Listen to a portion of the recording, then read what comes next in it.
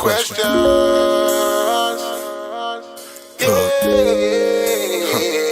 Can I ask what we hate each other for? See, I'm just asking. You got that passion to see your sister go. I wanna see that woman stand, you leave her on the floor. Let's try to gain some understanding before you go to war. Your spirit pour deja vu, I've seen this before. Time after time played in my mind, I can't take no more. I did the crime, I did the time, I only bruised my soul. I had to grind, I had to climb, I had to choose my role. Have you been told that I love you lately? Been around those who don't bug you lately. Go around those who don't drive you crazy. You need a hug, my sister. Better hell with that mean mug, my sister. Come on, receive it, don't you shove, don't push me. It might not be about your nookie. And again, it might be about your cooking. Give you some ends, trying to supply some cushion. Discipline without no whooping. Known to show and prove without no woofing. Open your eyes to what you overlooking. Baby, don't that feel nice? Yeah, let me show that, don't that feel right? Ever felt what true love feel like? This ain't no pill high. When no shit they growing, no feel high. Keep you grounded, but yet you still fly. See, now I realize you epitomize everything a woman should be. And I pray to God that he working on my third eye, so I see that this world ain't all about you. It ain't all about me, but if you really giving out LOVE, so can I ask what we hate each other for? See, I'm just asking, you got that passion to see your brother go. I wanna see that man stand, you leave him on the floor. Let's try to gain some understanding before we go to war. Your spirit pour deja vu, I've seen this before. Young men are dying, young women dying, I can't take no more. You do the crime, you do the time, you only bruise your soul. You gotta grind, you gotta climb, you gotta choose your road. Have you been told that I love you lately? Go around those who don't bug you lately. Been around those who don't drive you crazy. You need a hug, my brother. Better help with all that hate, my brother. I know you dealt with dudes that's fake, my brother. Understand I can relate, my brother.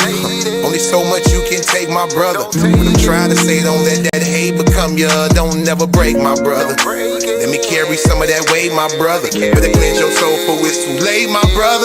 See, now I realize you epitomize everything a brother should be. And I understand that that melanin inside you connect you to me. And that sun is where we gon' meet. Like God is how we gon' speak. With the same power to build and destroy, but yet unique. See, you get weak and I get weak, and we stay strong together.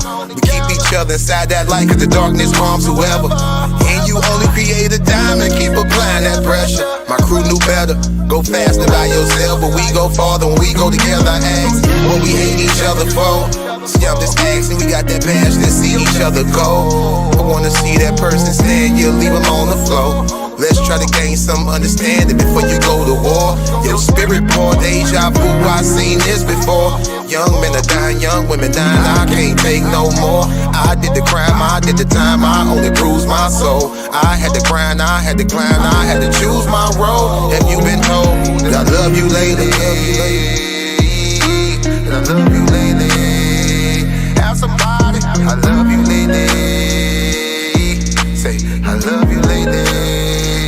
Have somebody told you. Yeah. See how that came out.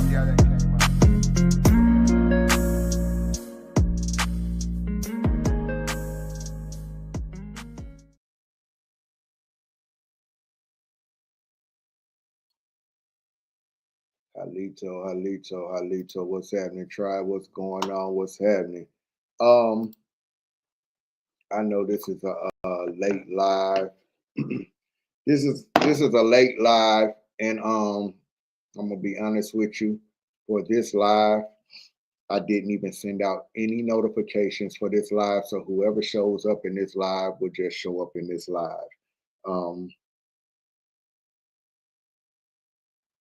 I didn't send out any notifications for a reason, just simply because I don't feel like arguing or trying to debate anybody about this topic. Okay. At this point in time, I feel like we can agree to disagree. You feel what I'm saying? A lot of y'all feel like this man was a so-called racist. I'm gonna be honest with you. So far, I don't see it. So far, I don't get it. I don't get the racist thing. You can disagree with me. You are more than welcome to disagree. But this live, I'm going to go through a lot of the you know things said about this man. Because again, I asked, was he a racist or did he just say a lot of harsh truths that a lot of our people don't want to hear? So again, I didn't send out any notifications for this. I know it's a late live. Um, I am going if Miss Shine show up, I'll probably drop the link for Miss Shine. Because I'm trying to drop it for her in the email. It ain't working. So um, if she show up, I'll probably bring her up on the live if she want to come up. But again, Texas, what's happening with you? Sonya, what's happening? I didn't send out any live, any hold on, y'all, 1 second. Hold on.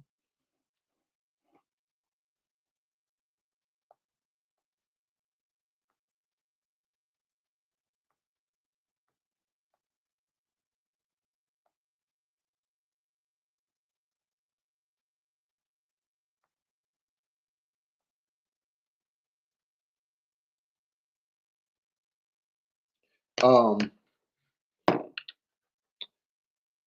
here's the thing, man. I'm looking at some of the things I heard this man say is a lot of the same things I have said concerning our people. You feel what I'm saying? I say a lot of times we play the victim. We have this victimhood mentality. We have this victim mentality about our communities, about our situations, about where we're at in life. We're holding on to slavery. We're screaming how we're oppressed by the white man, this, that, and other. I just don't live that way. Okay, that's just me, though. Okay, if you choose to hold on to slavery, if you choose to uh, scream about how the white man is holding you down and oh my gosh, that's sure, that's hey, more power to you. All right. I just don't understand how we can scream black power in one breath and then scream, oh, we're oppressed in the next breath. It doesn't make sense to me. Either it's black power or it's we oppressed. I don't know. Anyway, um, I wanted to play this video. The guy who I'm going to play, his name is Amir Odom. The reason I'm gonna play his video is because he did an excellent job breaking down Donald Trump's lies, the lies that were told on Donald Trump. He did an excellent job of breaking down all the lies told on Donald Trump. Now I haven't seen this video. I'm going to sit here and watch this video with y'all. Whoever's in here, I'm going to sit here and watch this video with y'all for the first time. As I'm watching it live with y'all. Again, I told y'all I didn't know much about this Charlie Kirk guy. I didn't watch him all like that. But I do remember him. I do remember seeing him. So far, what I've heard from this Charlie Kirk guy just doesn't sound like racism to me. Doesn't sound like a racist to me. What it sounds like, and let me give you an opinion. Let me give you some examples. So I heard him talking about. I heard him because I'm gonna tell y'all this. He was called a white supremacist, right? He was called this. He's been called a racist white supremacist. Okay. Now I'm gonna tell y'all this. If he's a racist and if he's for white supremacy took him out of here.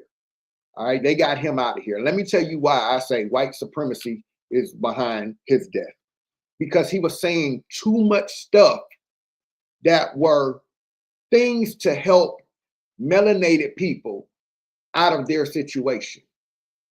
And if you're going to be a white supremacist, you probably shouldn't be saying some of the things that he said.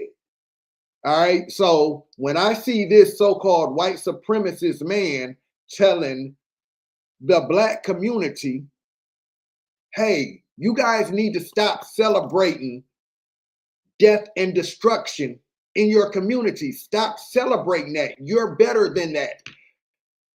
If I'm a white supremacist, if I sent you in here to be the white supremacist, the new face of white supremacy, you're already starting off wrong. No, Charlie, don't be telling them to stop glorifying death and destruction. We put death and destruction there for them to glorify it, so they'll destroy themselves. Don't tell them not to glorify it, Charlie. Okay? Like, what are you doing? You're a white supremacist. You're not supposed to tell them things that help them. All right? When I heard him say he doesn't believe in race, he doesn't believe in race. He believes we're all the same underneath. When I heard him say that, if I'm the white supremacist at the white supremacy headquarters, I'm saying, what are you doing, Charlie? Of course race matters. Of course it matters. That's the whole thing. We're white supremacy, sir. Like we matter. Like race matters. But Charlie is debating a black guy who's, who's debating him about race. And Charlie is saying, man, I don't even believe in race. I believe we're all the same underneath. But if I'm at the white supremacy headquarters, I'm saying, hey, who sent this Charlie guy? He's starting off horrible. If I see Charlie talking to a black woman, if I see Charlie talking to a black woman in the crowd and he's saying, hey, that's a beautiful black baby you have. That's a beautiful black. I'm sitting at the white supremacy headquarters and I'm like, what is he talking about? What is Charlie up there talking about, saying that nigger baby is a blessing from heaven? What is he doing? If I'm at white supremacy headquarters, Charlie's not, he's messing up. Okay? If I'm the head guy at white supremacy and I'm watching him, when I see Charlie say, hey, black folks, we need to get the fathers back in the home. We need to get the fathers back in the home. If I'm the white supremacy guy that is trying to make him the new face of white supremacy, I'm saying, Charlie, shut your ass up. No, we don't want the fathers in the home. Why would you tell the black people to get the fathers in the home? Why would you do this, Charlie? You're white supremacy. We don't want the fathers in the home. You get what I'm saying? I'm hearing him say things like this to the black community as a supposed face of white supremacy, a racist white man. So I'm just saying, if I was the white man sitting at the white supremacy headquarters, I'm not happy with Charlie right now because Charlie is saying some things. When I hear Charlie say, you're better than what you've been through. Your ancestors, yes, they went through such and such, but you're better than that. You can, in today's time, you have the same ability to be great just as the white man. If I'm sitting at the white supremacy headquarters, I'm saying this Charlie motherfucker, this nigga is tripping. He is all this. Who appointed him white supremacy? He's backwards. No, Charlie, you don't tell them they can be as great as us. It's white supremacy, Charlie. They're supposed to feel inferior to us. Charlie, what are you doing at these colleges?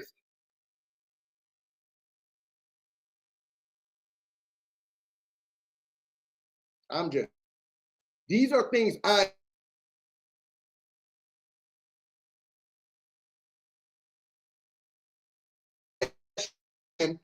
to our community. These are things I actually heard him say, which I don't see what's wrong with what he's saying. telling us to stop celebrating death and destruction in our community. I agree. As a copper colored male, I agree. That's some shit I say. Another thing I'm peeping is the more and more I'm looking at this stuff, people are taking small clips of what this man is saying, and just like they do Donald Trump, just like they do Trump, they take small clips and they give you the worst part of what he's saying instead of you going to watch the whole debate and getting full context, because that's what I had to do for some of his debates. And I said, I don't hear racist. Now, let's get this straight. Do I agree with all of his views? No, I didn't agree with all of Martin Luther King's views. I didn't agree with all of Malcolm X's views, especially when it came to religion. Did I agree with Martin Luther King and the non-violence, turn the other cheeks? No, I didn't. So I don't agree with everything everybody says. And I didn't agree with everything he said. All right? But racist, I didn't hear.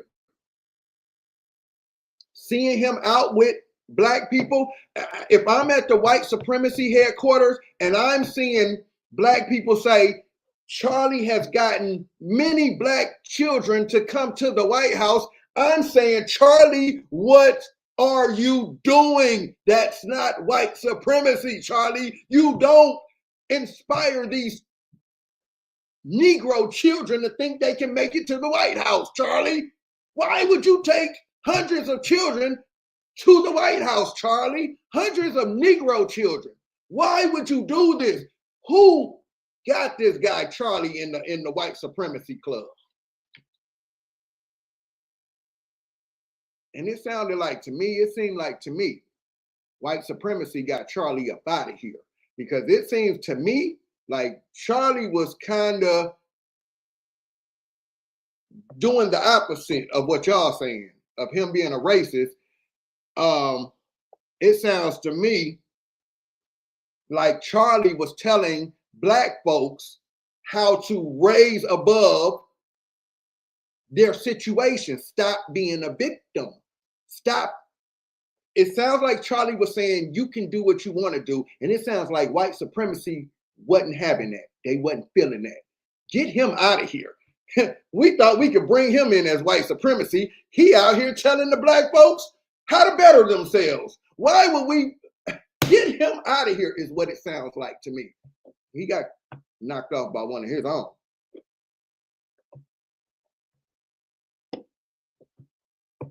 He got knocked off by one of his own.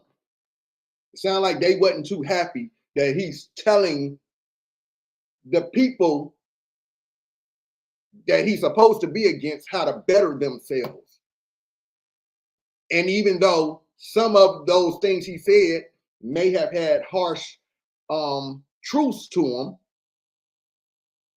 if you stop and think about some of the things he was saying, I just didn't hear racist. I just didn't. But I'm going to go through this video, and I'm, like I said, I'm just going to listen to this with y'all, just like this is my first time hearing it. I mean, I haven't heard none of this, but I want to hear some of the things Amir broke down. I like Amir. I thought he did a great job breaking down the lies of Donald Trump, showing you how the media manipulates things. And I just want to hear where he goes with this Charlie Kirk situation. Now, Amir is very laid back, so this ain't gonna be no exciting live, but I do want to hear what he brings to the table. He's very laid back, he's very calm. So for some, this can get kind of boring. But for this, I'm posting this because I want people to be able to come back and watch this later and say, that's not what he said. That little clip you showed, this is what's actually said. This is with context to it. You feel what I'm saying? So um, I'm gonna play this video. I'm just interested in hearing, you know, what he said with context. You have the right to feel like he's a racist. That's your opinion. I disagree at this point. At this point, I disagree. It's also, before I start this video, also,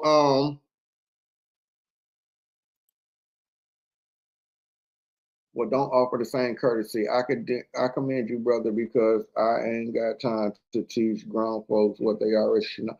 Listen, Texas, you know, I wasn't gonna go live because I said the same thing. I ain't got time to argue with people who's already conditioned, who's already in a victim mentality. I don't have time to argue with people, but I do see where people are taking a little clip and they're running with a lot of, you know, and then when you go back and listen to, you know, how he got to where he how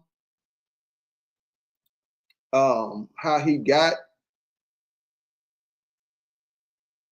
yeah, I mean, how he got to his points, you don't get that in a little 30-second clip. People are going to take a clip and make it sound like what they want to make it sound like. You feel what I'm saying? So and maybe we'll hear some of that, and I'll be able to show y'all what I'm talking about. Another thing before I get started is I feel like that man was murdered over freedom of speech. And I'm gonna tell you this. I feel like people like myself and people like you who are ones who will speak up when everybody else is going right and you go left. I feel like that's who Charlie was. He went left, you know, he, he, you know,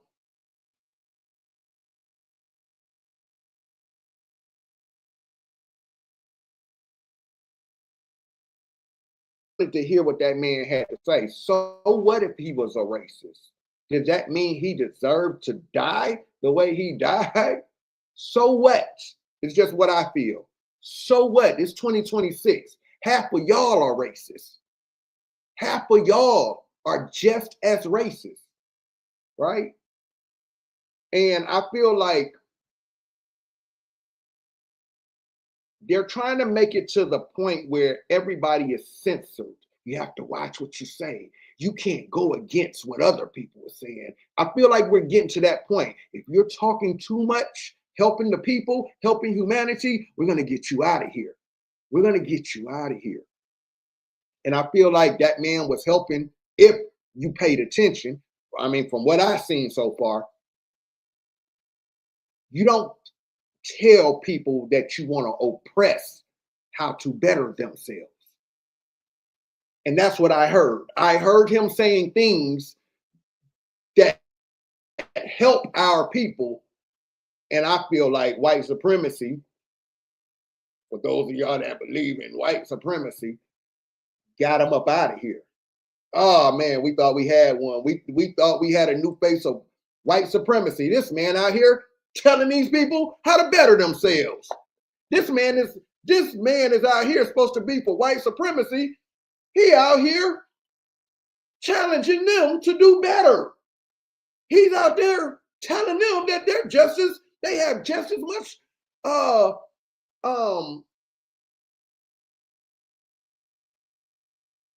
what do I want to say? They have just as much hope as the white man. They have just as much, you know, they can be just as great as the next man. He's not supposed to be telling them this and he's white supremacy.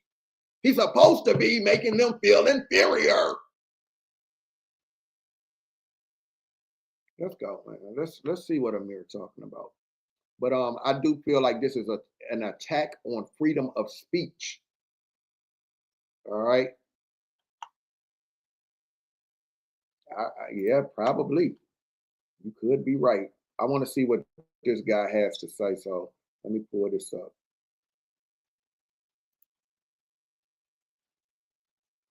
All right, let's check him out.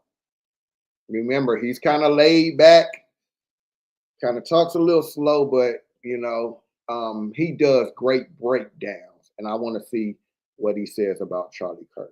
At all. Like you destroy the meanings of these words and you just throw them out nonstop. You really do. And when politicians do things like this, it boils my blood. Not even just politicians, but mainstream pundits and political commentators. I've never like there are some fringe people out there, but on this level, this mainstream, on the right, calling for violence in this manner, no, you don't see it. You just don't. And the lies. There's so many out there that we'll go through, but we're gonna focus on Charlie Kirk for this video. But here's an inkling. Here's just one example of a small lie that is like it's one card in a house of cards of lies that they have built that they present as the mainstream media. It's hard to look at the news for a lot of people and think, well, they're all lying to me, but it's the little lies that just add up and add up and add up that just like when you step away from that and you look at it from a clear lens, you're like, oh shit, like what is really going on? The quote that I'm going to pull up is from advocate.com, and the title is Reactions to Far-Right Activist Charlie Kirk's Death Pour in Across the Political World. And they have a section here from GLAAD, GLAAD. It's a LGBTQ rights nonprofit organization. Where it gets crazy to me is right here. GLAAD stressed the extent to which Kirk and Turning Point USA promoted anti-LGBTQ plus narratives. The group highlighted Turning Point College's campus campaigns featuring speakers such as Riley Gaines, Chloe Cole, and Pastor Jensen Yu, who regularly spoke against transgender people. You guys, Chloe Cole's... We have got to the point where literally anybody can build a fully working app without knowing how to code. This is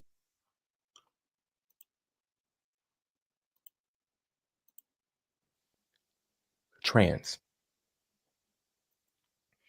Chloe Cole was a trans minor that got a double mastectomy as a minor and actively speaks out against transitioning minors so that they did not have to go through all the medical defects and mental turmoil that Chloe Cole is now going through because she was sent down the right to transition as a minor. I was medicalized starting with puberty blockers and then testosterone at the age of 13. I went on to have a double mastectomy at 15. You have GLAAD, this gay organization, calling Chloe Cole anti-trans people. They're literally... That's just one example, you guys. That's just one example. Again, I show all this and I'm saying all this because this is what Charlie inspired me to do. It's what he told me to do. And I'm very honored and very thankful for the interactions that I've had with him in the past. Truth matters. Context matters. And I hope that you walk away from this video with at least a more open mind and understanding on why so many people genuinely love the things he had to say and how he operated and moved through this realm. Regardless, in this video, I'm going to be recapping all the things that are currently being said and discussed about Charlie Kirk, starting off with gun rights. You will never live in a society when you have an armed citizenry and you won't have a single gun death. That is nonsense. It's drivel. But I think it's worth it. I think it's worth to have a cost of, unfortunately,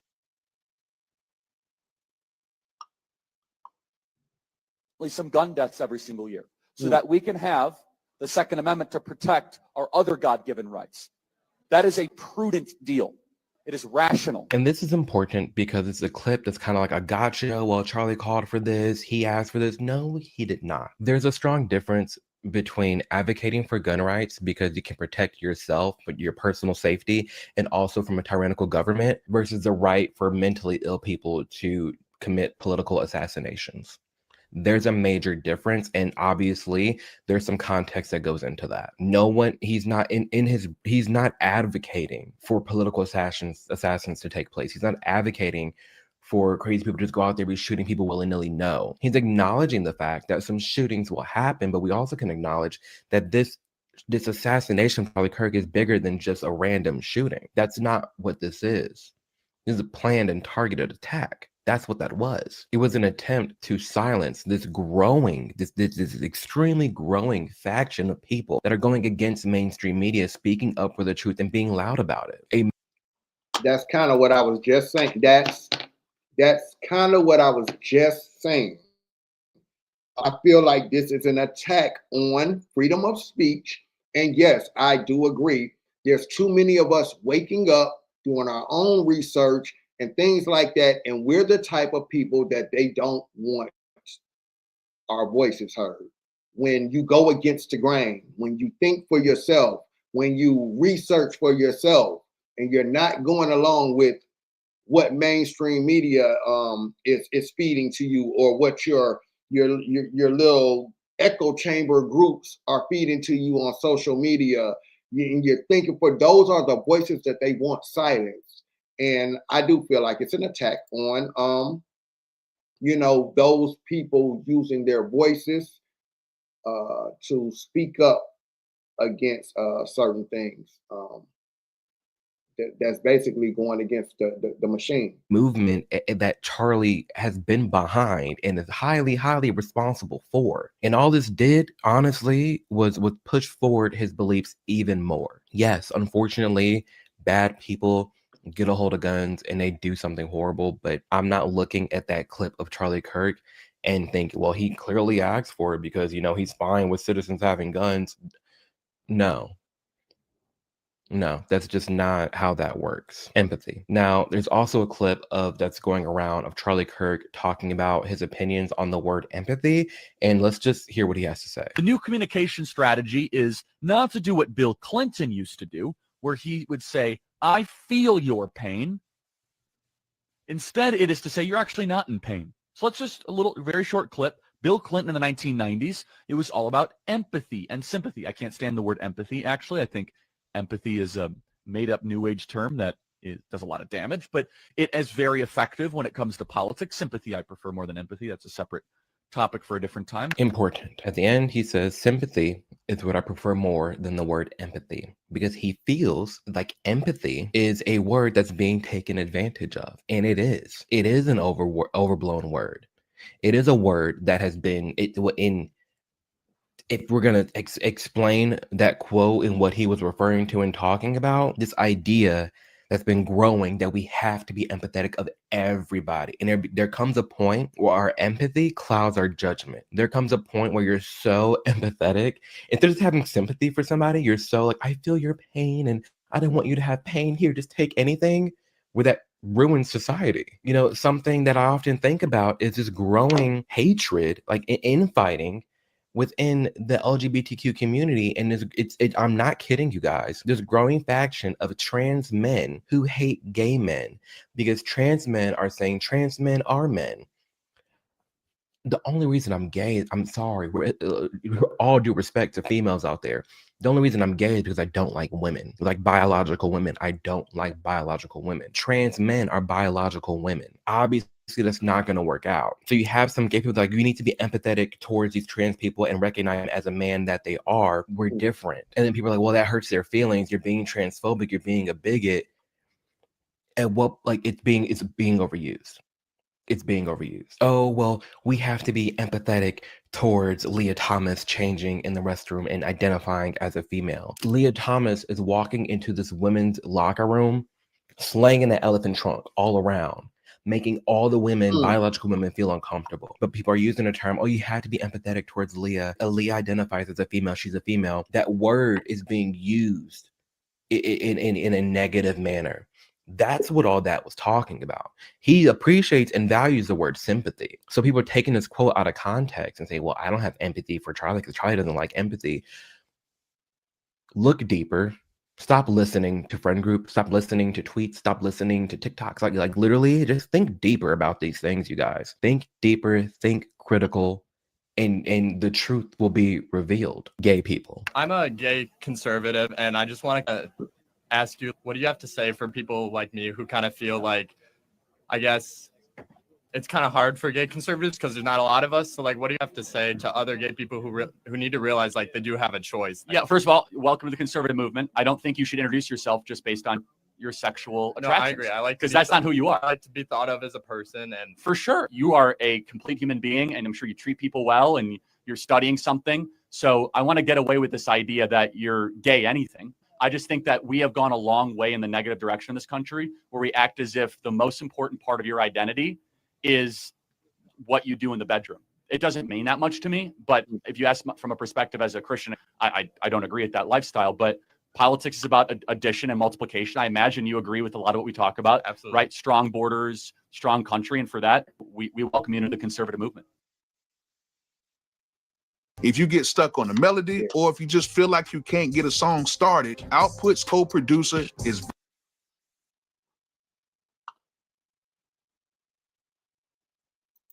Thank you. That's what they call homophobic. Oh, well, he said he doesn't agree with that lifestyle and he doesn't like gay marriage. That's fine.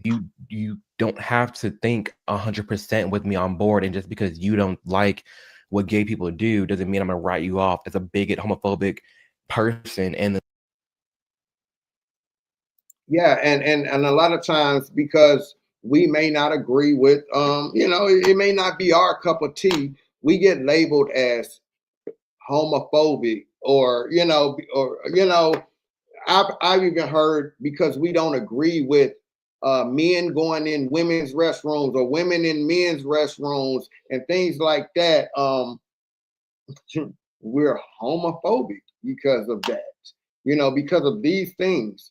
Yeah, I think it's crazy. I definitely think it's crazy. I think people should be looked at as people. People should be looked at as people. You feel what I'm saying? And I just think it's crazy.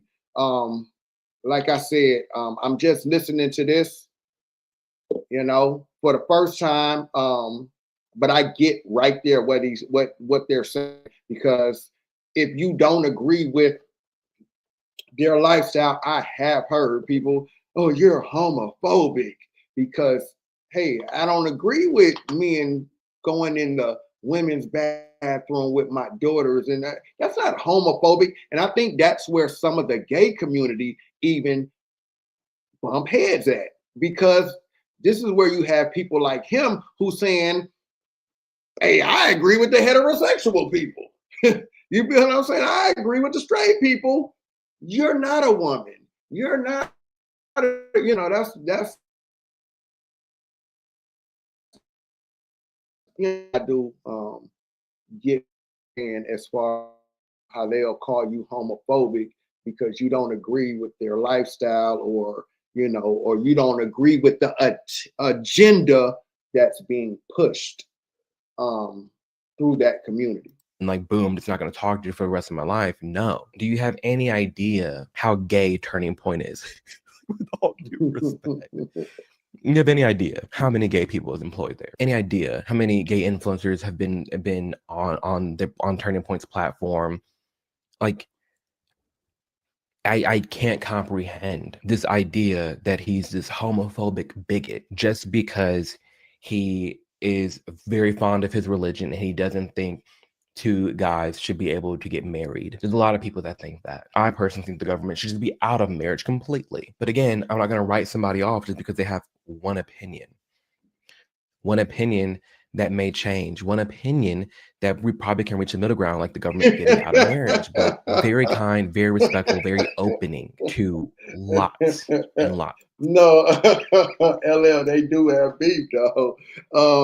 And they do have beef, because I do know some I do know some people from the gay community who don't agree. They don't agree with the whole trans thing. And I think I spoke on this with the whole Trump thing too. They feel like, so the gay people be feeling like they're catching a bad end of the stick because of the transsexuals. You feel what I'm saying? The gay people are feeling like the transsexuals are making it, giving them a bad name, giving their whole community a bad name. So yeah, there is some internal beef going on, and I guess we're hearing it live and direct from this brother right here from the community. Of gay people out there. That was the Charlie I knew. Everybody knew.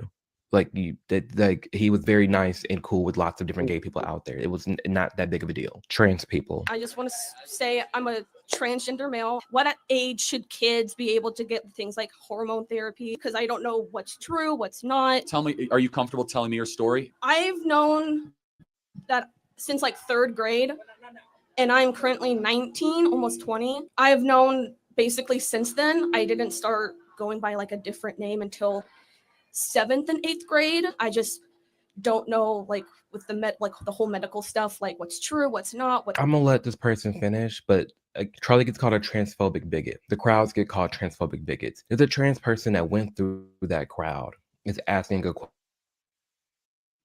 heckling them, harassing them. No one's beating them. Charlie's sitting there. All he ever did was hear people out. Like he wasn't this radical person that was very mean and rude on campuses. No, he could get stern with people. He was matching energy. That's for sure. He matched energy. But this is who we're talking about. Someone super transphobic. It's helpful because I've friends. First of all, thank you so much for that. Yeah, of and course. and I have an opinion that very few people will ever tell you, which is I want you to be very cautious putting drugs into your system. I don't Yeah. know. In the pursuit. I don't know. I might have missed that. Step up. I might have missed that.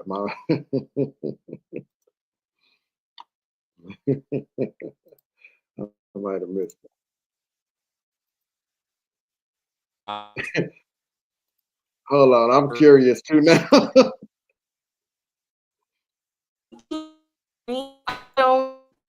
Since then. Completely. But again, I'm not gonna cut somebody off just because they have one opinion.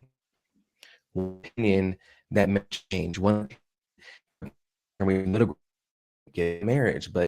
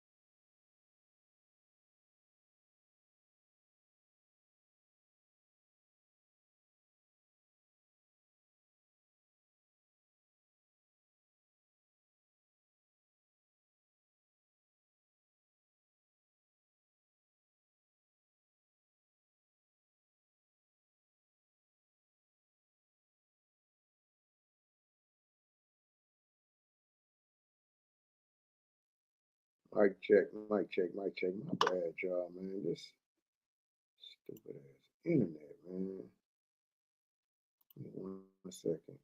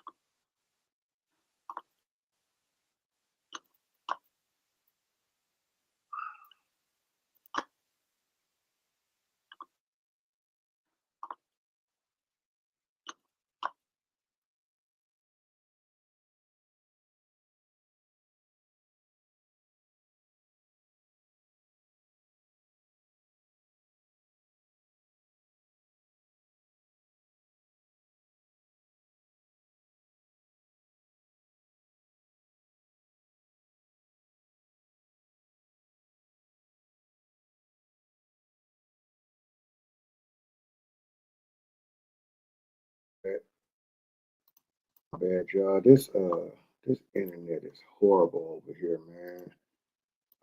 That's why I don't be like really going live like that until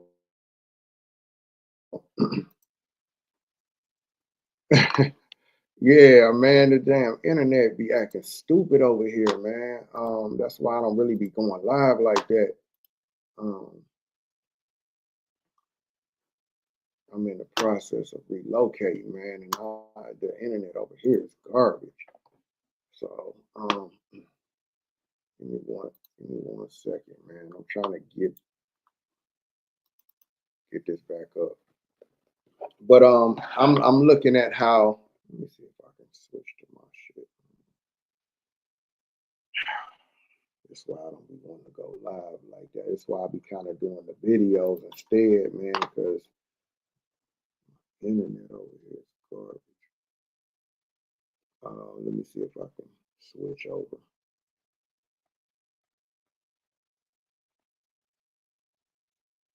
Give me 1 second. So I see where he's saying that because he don't agree with, as I guess as a Christian, he don't agree with some of the views of, the LGBT community. So because he doesn't agree, not saying that he has anything against the people of the community, but simply because he doesn't agree with their lifestyle or whatever, he's being called a homophobic. He's being called homophobic and he's being called a bigot or whatever. But now y'all see how easily somebody can put a label on you? How people can easily put a label on you because you don't agree with their their views or whatever. So because you don't agree with their views or you have a strong view on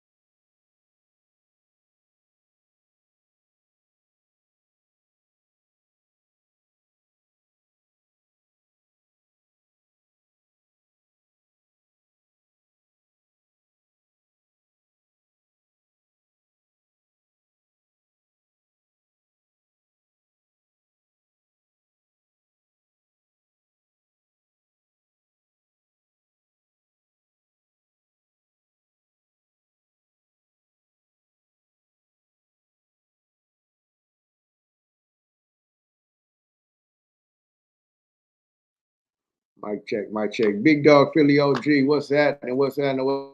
What's happening? What's happening? Let me get back up in here, man. What I was saying was,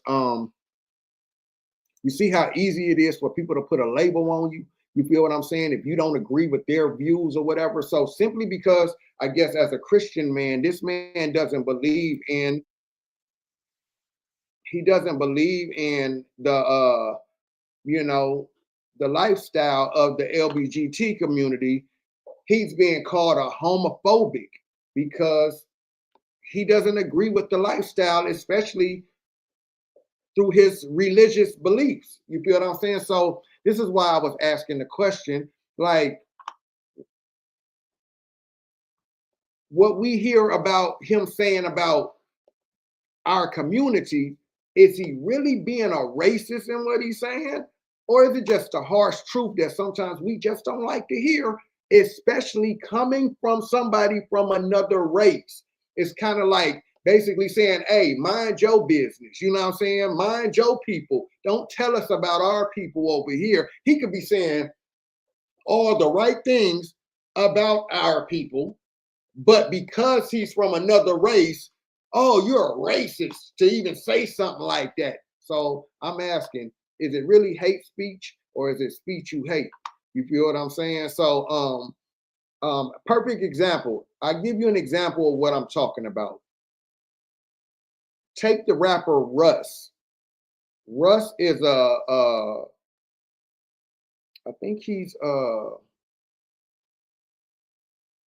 Russ is mixed. I don't think Russ is fully white, but he's a rapper in the rap community, right? And Russ said some real stuff about how they're using our children with rap music. Now, this is a white rapper saying this about our community and our music. He said they're using our copper-colored children to using them as weapons of mass destruction through the music and have them killing each other. But Russ said, but hey, because I'm a white boy saying this, who's going to listen to me? You feel what I'm saying? But Russ was saying some real stuff. They are using our children as weapons of mass destruction through the rap music and to kill each other, to genocide each other, degrade each other. They are. But he felt like being a white boy saying it, I mean, woo, woo, woo. So when you hear Charlie Kirk say some of this stuff, as easy as they putting homophobic on him as a label, could we be putting racist on him as a label too? I'm just asking. He was matching energy, that's for sure. He matched energy. But this is who we're talking about as someone super transphobic. It's helpful because I've heard so many different opinions. First of all, thank you so much for that. Yeah, of course. So I'm going to have an opinion that very few people will ever tell you, which is I want you to be very cautious putting drugs into your system in the pursuit of changing your body. Mm-hmm. I instead encourage you to work on what's going on in your brain first. I think what you need first and foremost is just a diagnosis, just someone that is going to listen to what you've gone through, listen to what else is going on. My prayer for you. And I can tell you right now, somebody took him saying that clip right there. You needing a diagnosis. I can almost guarantee somebody done clipped that, made it into a little clip and said, Charlie Kirk calls a trans woman crazy. He, you see what I'm saying? You see how easy you can take a clip and turn it into what you want to turn it into? I can almost guarantee you there's a clip somewhere out there of him saying, I think you need a diagnosis. And they done put the biggest title up there. Charlie Kirk calls trans woman delusional or says the trans woman has mental illness. You see what I'm saying? Just that little clip. What up, Love is Power? What's happening? What's going on? And again, very few people will say this. I actually want to see you be comfortable in how you were born. Yeah. I know that you might not feel that way, but I think that is something that you can achieve. I think that with the right team and the right people, you don't have to wage war on your body. You can learn to love your body. That's Now,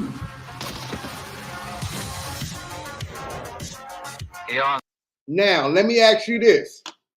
Let me ask this question. Now, I'm not from that community, okay? Was that him being homophobic? Was that him being disrespectful towards that community? Or was that maybe a harsh truth for that community? Hey, listen, I would rather see you, thrive in the body you were born in. I mean, I don't know. I don't know. I don't know, how you would take that. But, maybe someone from that community might feel some type of way. Hey, I feel how I feel. And, I don't know. I don't know how that conversation would go on that side of town. But just me hearing it, I don't hear him being disrespectful towards the trans community. I don't hear him degrading the person from that community. It just sounds like that might have been a hard truth to hear for that person, that, hey, I can't agree with you on what you feel, but I would like to see you thrive in the body you were born in.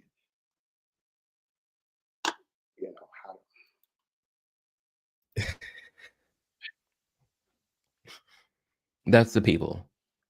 That's who someone that people are calling transphobic bigot. Someone like that in an interaction like that. Respectful, calm, telling a person how they feel, wishing them the best, going about their day. There's another one. You're part of the problem, I think, with the hatred on trans people. It's really not that deep. Like, if someone wants to dress up however they want, that's totally fine. Okay, so and I think that's where the hatred I'm comes not preventing you from dressing Yeah, up like yeah. this. However, Like- let me ask you a question. I will Go flush ahead, this go out. ahead. So let's pretend you say you are a woman. Yeah, And yeah, let's pretend. Let me tell you what that trans person sounds like to me already. He's already angry. He's already got his mind made up.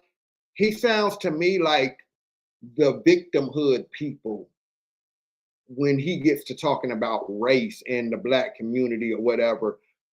The people that's already got it in their head that he's a racist. That's how that trans person sounds to me. Like, I'm ready to go to war with him. Like, I'm already, I don't want to hear nothing he has to say. I'm ready to go to war with him. And his mind is already made up. I know you are a man, but I refuse to call you a woman. Okay. Who's the hateful one? I would say you are. I mean, I wouldn't. So I you're wouldn't going to appreciate force it. me and I'm shame not me. forcing No, you hold to on a do second. anything, man. I'm the hateful one. It's really just like common courtesy. It is Is never it that much common effort? courtesy to lie. You do Okay. not become a thing just because you say it, you are the thing. And So- guess what? Nobody in the history of the species that was born XX or born XY and transitioned is able to change their chromosomes. Every Yeah. one of your cells is coded either XX or XY. But And it that's is an where- insult to women. Now, see what I'm saying? Is that, is that a fact, what he's saying? Or, I mean, do we just go off of your feelings? Because that trans person, or this, I don't even know if that's a real trans person or just a cross-dresser. But does that, because that person feels what they feel, but he's telling you nobody has ever switched those chromosomes. It hasn't happened. Is that a harsh truth? Or is he being homophobic? Or is he being disrespectful towards the trans person? I don't know. You have every right to feel how you feel about what he's saying, even when he gets to the race part. We can agree to disagree. Everywhere in this audience and across the country that's saying that you could just wear makeup and dress like a woman, undergo surgery, that you magically become a woman. And it is the abolition of women and is the abolition of reality. That it can be hard to hear for some people. I will acknowledge that. But Harsh that's truth. not transphobic. That's just the truth. There's a It's just a reason harsh trans truth. people exist. That's all I'm saying. Like when y'all get to calling a man a racist and woo woo woo, I'm just asking the question: is he really a racist? Because he got took out by white supremacy for telling you to better yourself as copper colored people. So, was he really a racist, or did he just spit a bunch of harsh truths? I don't know. You can feel how you want to feel. We can agree to disagree. Have male and you have female. If you're transitioning from male to female, you're attempting to mimic the other thing, right? You're transitioning from male to female. Clearly, what that means is you were never that thing and you're never going to be that thing. I have trans friends. Love my trans friends. They acknowledge that they're what they were born as. They acknowledge their gender dysphoria. They acknowledge the mental health things that they go through. And that's all fine and dandy. And I call them what they want to be called, but you can't force that on somebody. The only reason I agree. all this attention has been on trans people the last few years is because their involvement in transitioning minors and being involved in women's spaces. That's it. The two most protected groups of Facts. That's what I was talking about earlier, LL, when we was talking about them beefing. That's what the gay community is beefing with the trans community about. This, the transitioning of minors and things like that. That's what, and the gay community feels like the trans community is giving the whole rainbow community, LGBT community, a bad name. That's what they're beefing about. It is the abolition of women and is the abolition of reality. that. It can be hard to hear for some people. I will acknowledge that, but that's not transphobic. That's just the truth. There's a reason trans people exist. You have male and you have female. If you're transitioning from male to female, you're attempting to mimic the other thing, right? You're transitioning from male to female. Clearly, what that means is you were never that thing and you're never going to be that thing. I have trans friends. Love my trans friends. They acknowledge that they're what they were born as. They acknowledge their gender dysphoria. They acknowledge the mental health things that they go through. And that's all fine and dandy. And I call them what they want to be called, but you can't force that on somebody. The only reason all this attention has been on trans people the last few years is because their involvement in transitioning minors and being involved in women's spaces. That's it. The two most protected groups of people in the world, really, for the most part, it's kind of like off limits, women and children. Trans people in the United States the last few years have gone after women and children. There's other videos on my channel that we've talked about this in great lengths. And that's coming from somebody in the gay community breaking that down and explaining that part of the game. This is a thing that actually has happened. This is why people have become so vocal. There's a reason we see gay relations in the United States completely getting positive and getting better, and it starts plummeting when all this stuff started happening, when trans women in sports and transing children. If we're going to look at it from a different perspective, kids, they can't drink, they can't vote, they can't smoke. They're kids. They're not grown enough. So this thought and idea that you can give a 14-year-old a double mastectomy, and before you say, oh, it doesn't happen, Chloe Cole, it does happen. Before you say it doesn't happen or that's wrong, these are things actively going on. When I'm talking about book bans, I have all the books in my closet. I've read them. Do you need a loan for your business? Well, if you've been around for over a year, I'm about to show you how to get up to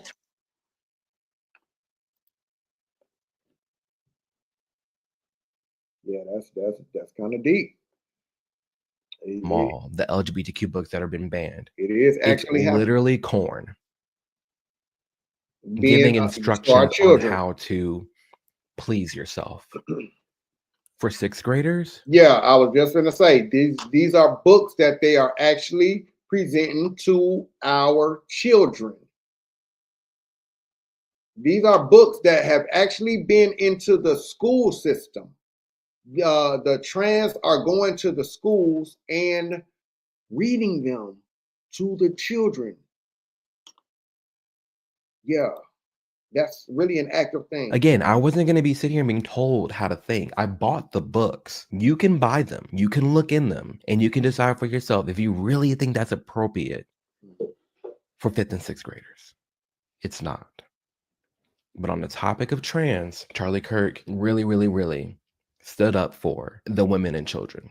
And he did promote the detransitioners because their voice matters too. It does, especially when you're dealing with minors, not adults, minors. When you have this growing faction of trans people saying, hey, I was a trans minor and I made the wrong decision, at least wait till you're an adult. All of a sudden, that's being considered transphobic and bigoted. I thought we were supposed to listen to them. Notice whenever you're being invited to hear another side, it's always a term for them. Oh, they're transphobic, don't listen to them. They're TERFs, they're anti-trans people, they're self-hating gays, self-hating blacks. What if they're just people with opinions? What about that? Racism. You are here in the wealthiest country ever, Yes. at an amazing university with all the opportunity imaginable in front of you. And all you want to do is look backward. Okay, so I think this is kind of where, you know, kind of where we want to get to the racism part. At least I do. I definitely want to get to the racism part. But I want y'all to hear something. Racism. You are here in the wealthiest country ever, Yes. at an amazing university with all the opportunity imaginable in front of you. And all you want to do is look backwards at everything that prevented you when you are a glaring example that there is no systemic racism and you can actually achieve your. Now, this is what I was talking about. If I'm the head white supremacist man sitting in the office, and Charlie is supposed to be our guy, right? He's supposed to be our new face of white supremacy, right? He's supposed to make the black people feel inferior, right? He's supposed to be the racist guy. Now, when I hear him talking like this to this Negro, racism. You are here in the wealthiest country ever, Yes. at an amazing university with all the opportunity imaginable in front of you. And all you want to do is look backwards at everything that prevented you when you are a glaring example that there is no systemic racism and you can actually achieve your wildest dreams. Wait. Hey, Jimmy Lee. What the hell is he down there doing? What the hell is he down there doing? He's supposed to make them feel inferior, Jimmy Lee. What did we bring this guy in here for? He's not supposed to inspire them to do better. He's supposed to be the face of racism. What is he? He's supposed to be the new white supremacy racist guy that we brought into the club. What is he down there doing? What the hell? I would think that's what it would sound like at the white supremacy office. He's supposed to be saying the shit that piss everybody off. He's not supposed to be inspiring them. I never said that. Hey, I'm not the only black person who exists out there. There's so many people who this culture is affecting to this day. Do you know black Americans are the richest black people on earth? No, Charlie. What's Africa? What are you doing? Okay, Don't tell him no shit like that, Charlie. What the hell is Charlie doing? Why would you tell him something like that, Charlie? That might inspire them. What are you doing? White power, Charlie. White power. No. White power, Charlie. It's white power. The hell is he doing, Jimmy Lee? Who brought this guy in here? I need you to pull that up like right Fine, now. you can. Black Americans per capita on average. Can you pull that up? I'm hosting an event right now. I don't know what to tell you, but anyone can fact check me on this. So you cannot find a black majority country or any country where black people have significant representation where they are as wealthy, because even the poorest people in America are in the top 5%, the top 2% of wealth around the world. And so my whole belief is stop acting like you're a victim and start making better choices. This guy is hell. Stop acting like you're a victim. That's what we want him to do. That's what we want them to do, Charlie. This is the shit I'm talking about, Jimmy Lee.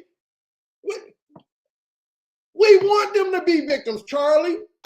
I'm just saying, if I'm the head guy at the white supremacy office and I'm watching my racist guy go to work, what is he doing? What the hell is he down there doing? This is not what he's supposed to be saying to the Negroes. He's not supposed to be saying things like this. I'm just saying, if I'm the white supremacy guy who brought this nigga in and he's supposed to be the face of racism, he's supposed to be the racist white guy.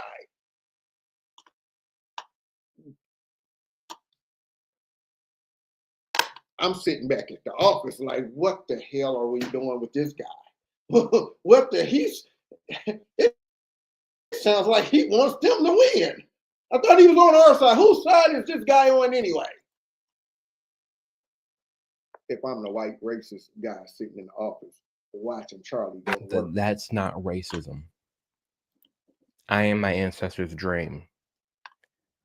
I'm in the deep South, Tennessee, I don't know, 40, 60 feet, probably above tons of my ancestors that were slaves hundreds of years ago, living their dream right now. I am my grandfather's dream, who could not speak openly like this. It amazes me that people really listen to that shit and really said that was some racist shit to say. Like,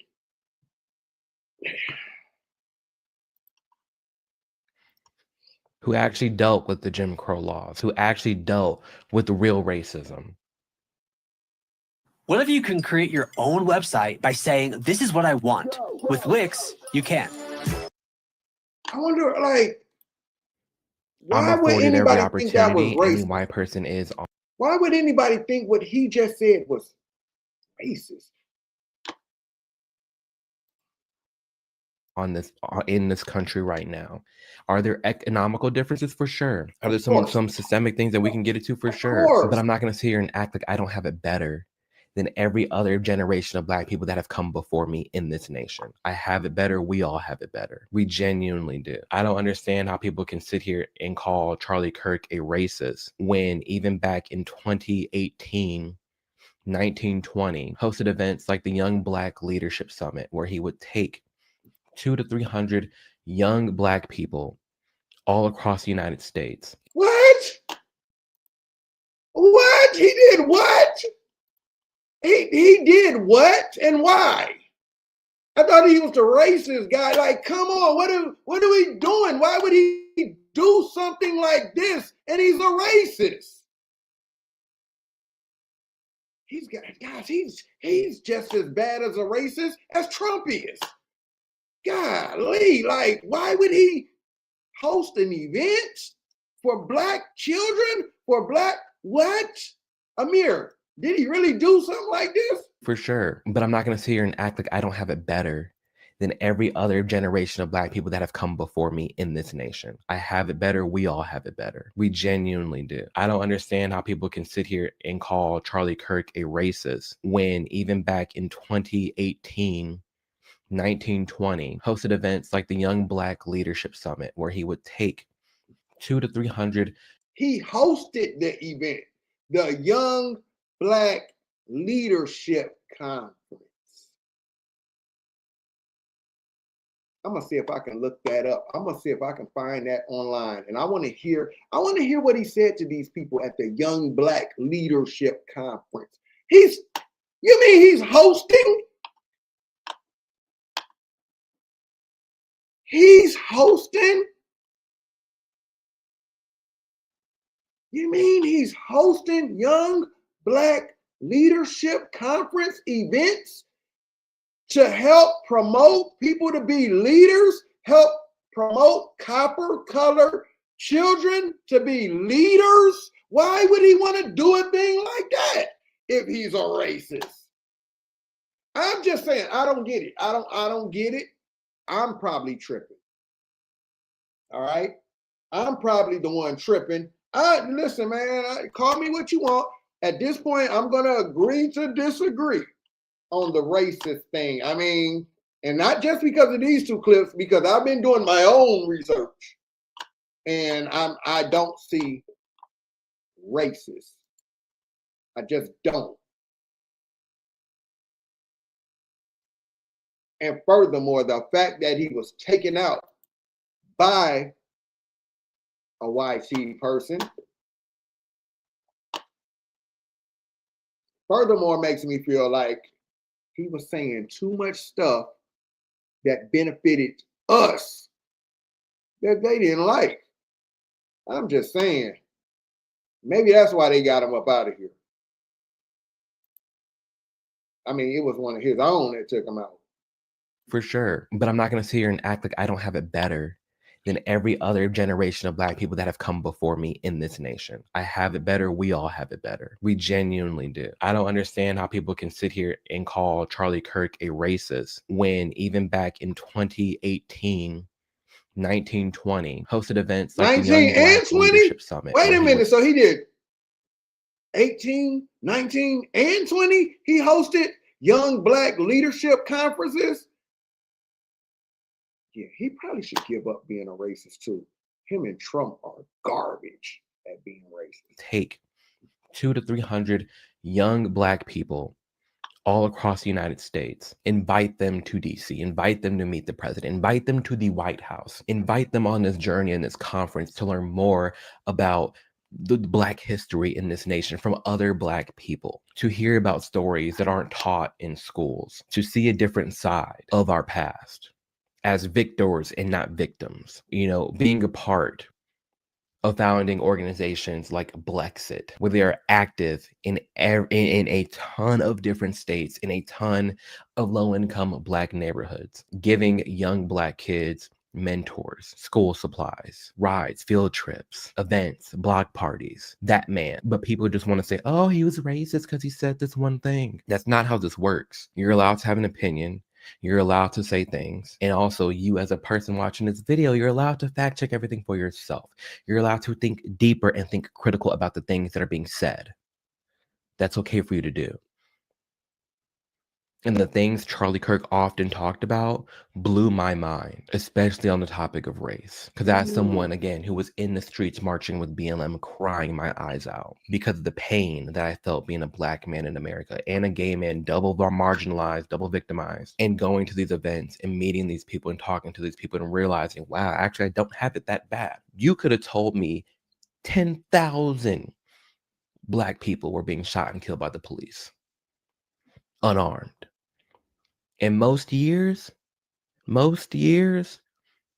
people are being struck by lightning than Black unarmed men are being shot by the cops. That man, Charlie Kirk, was not a racist man. Affirmative action. If you see a Black person in a position, or minority or whatever, the assumption is that that person is not qualified. When literally, and you have to be qualified in order to even to get in that position. Well, so let's take college admissions. So this is a great example. At Harvard, we learned because of new revealed documents that Black students were having test scores that were 30 to 35% lower than their white counterparts. Imagine being able to build an app with your name on it just by thinking about it. Meet Base 44.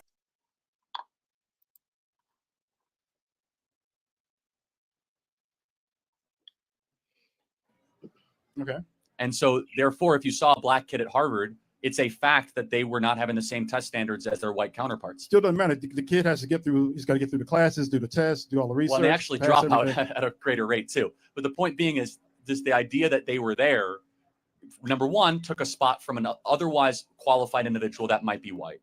And they were not there on the same merits. So what we want is the same rules for everybody. You're making the assumption that they're not qualified in order to get in. In order to even get there, It's not be the assumption, considered. it's the data. So for example, it's literally at Harvard, you had kids with perfect SAT scores, perfect ACT scores that were white. So that makes a degree from Harvard worthless then. Well, you're exactly right. Yeah, actually, Harvard's degree is becoming more worthless because it's more race-based than merit-based. You're exactly right. Affirmative action in a nutshell. Oh, well, Charlie Kirk was against affirmative action. That means he's racist. Oh, there's tons of Black people against affirmative action as well. I don't need you to lower my test scores because that's even more racist. I don't need you to lower my There are copper colored people who are definitely against getting handouts, being handed something because of their race. There are people, I've heard some of the elders talk about that's not how they want to live. They want to earn they want to earn what they get. They want to get it out the mud. They don't want you to give it to them because of their race. So he's definitely right about that. There's people who are against just getting handouts just because of how you look. test scores to give me a chance to get into college. Don't you want to feel like you earned your spot? Don't you want to feel like you worked hard for something? Why would you want to get a handout? Why would you want to just be given, hey, you black, we're going to enter you into Harvard because you got a D. Even though these white people are getting A's, I know you're not capable of getting an A, and we need more blacks. And we need to get a certain number of y'all in here. I mean, I know you got a D in there, but and I know your test scores ain't gonna match up to these folks, but we got to get a certain number of y'all up in here. It ain't gonna help you none. Being that you didn't know as much as these people to be qualified for the position, but because we gotta get a certain number up in here, we're gonna bring you in. At our college, so we're just gonna go ahead and accept you in even though you have D's. Do you not find that disrespectful? Do you, if you're a black person watching this and you're studying super hard and you get into Harvard, don't you want to feel like you got into Harvard because of all the work you've been putting in and not just the color of your skin? That's why a lot of people are against affirmative action. Except for the victimhood people. Now the victimhood people just want to, hey, they feel entitled. Give it to me because of slavery. Give it to me. Like, I need that. Give it to me because of systematic racism. Give it to me because of white supremacy. I need that handout. I need that handout. I don't want to have to qualify because I'm a victim. That's it. That's all. Because I'm a victim. They don't want these handouts. They don't like that this is the thing. You're making the assumption, no, it's actually real stuff that has been going on. Real stuff, you guys. That is okay to call out. It is. So before people go shout from the rooftops, oh my gosh, this is horrible, this is racist. It's not. It's actually racist in reverse. I think some of the affirmative action things being put in place is actually racist. Critical race theory. Let me tell. Okay, y'all can laugh, but until you have walked as a black person on this campus, y'all truly don't understand. CJ, come here, really quick. I have a question. Come here. Go right there. Right there. So CJ, just really quick. You're a black person. Are you hunted at the university? I don't feel hunted at this university, but I guess the difference between me and some people here is that I don't choose to be a victim. Oh, there we go. I was going to the pause button before he even said that. No, brother. You can't say that you're not going through what the rest of the people, the rest of the copper colored people going through, because then they're going to call you a coon. They're going to say you're a bootlicker. They're going to say you're a race trader. They're going to say you love the white man. Okay? You can't tell them, hey, I worked hard to get where I'm at. I qualified to get where I'm at. No, we can't talk about you qualifying because then you're a coon. I was just getting ready to say that, but you see, he said it for me. You got some people that just feel like victims and they need the handout. They just need the handout. Critical race theory. Let me tell. Okay, y'all can laugh, but until you have walked as a black person on this campus, y'all truly don't understand. CJ, come here, really quick. I have a question. Come here. Go right there. Right there. So CJ, just really quick, you're a black person. Are you hunted at the university? You know, I don't feel hunted at this university, but I guess the difference between me and some people here is that I don't choose to be a victim, Charlie, which I think is the biggest problem we have here today are people who wake up every single day looking for a reason to be oppressed, looking for a reason to cry and make an excuse about why they're not in a position to go win. I don't see the color of my skin as a disability. I see it as simply an accessory that I couldn't control. I've been black all my life. I've been black today. I'm thriving here. I think that's a roll tide right there, right? And so CJ. Nah. You can't talk like that. You can't. What up, Annie? You can't talk like that, brother. Nah, you gotta be a victim with the rest of us. I gotta rewind what he just said. You gotta be a victim with the rest of us. Yeah, because we need handouts. We don't want to have to do the work like you did, sir. To get to where you're at, we gotta be victims. Man, I appreciate everything that brother just said. Real talk. I have a question. Come here. Go right there. So CJ, just really quick, you're a black person. Are you hunted at the university? You know, I don't feel hunted at this university, but I guess the difference between me and some people here is that I don't choose to be a victim, Charlie, which I think is the biggest problem we have here today are people who wake up every single day looking for a reason to be oppressed, looking for a reason to cry and make an excuse about why they're not in a position to go win. I don't see the color of my skin as a disability. I see it as simply an accessory that I couldn't control. And it sounds a little something like this. White supremacy, Tariq Nasheed. White supremacy. White supremacy, Tariq Nasheed, the leader of the white supremacy, woe is me, I'm oppressed Negro tribe. He's the leader of that tribe. Everything out his mouth is white supremacy, systemic racism, the white man, Tariq Nasheed. I never heard somebody say white supremacy as much as that man. White supremacy. White supremacy. Oh, that burns me up. Critical race theory. Let me tell. Okay, y'all can laugh, but until you have walked as a black person on this campus, y'all truly don't understand. CJ, come here. Really quick, I have a question. Come here. Go right there. So CJ, just really quick, you're a black person. Are you hunted at the university? You know, I don't feel hunted at this university, but I guess the difference between me and some people here is that I don't choose to be a victim, Charlie, which I think is the biggest problem we have here today are people who wake up every single day looking for a reason to be oppressed, looking for a reason to cry and make an excuse about why they're not in a position to go win. I don't see the color of my skin as a disability. I see it as simply an accessory that I couldn't control. I've been black all my life. I've been black today. I'm thriving here. I think that's a roll tide right there, right? And so CJ, let me ask you, CRT, racist? It's not just racist. It's the exact iteration of white supremacy, just in reverse. I think it's important that we start teaching young people not to hate other people because of the color of their skin. We can teach black people to be proud of who they are without telling white people they should be ashamed of who they are. You know? Amen. Yeah. I mean, never sue the person who hit you after a car accident. I just got $100,000 for an accident I was in last month. So, to me, closing thought, CJ.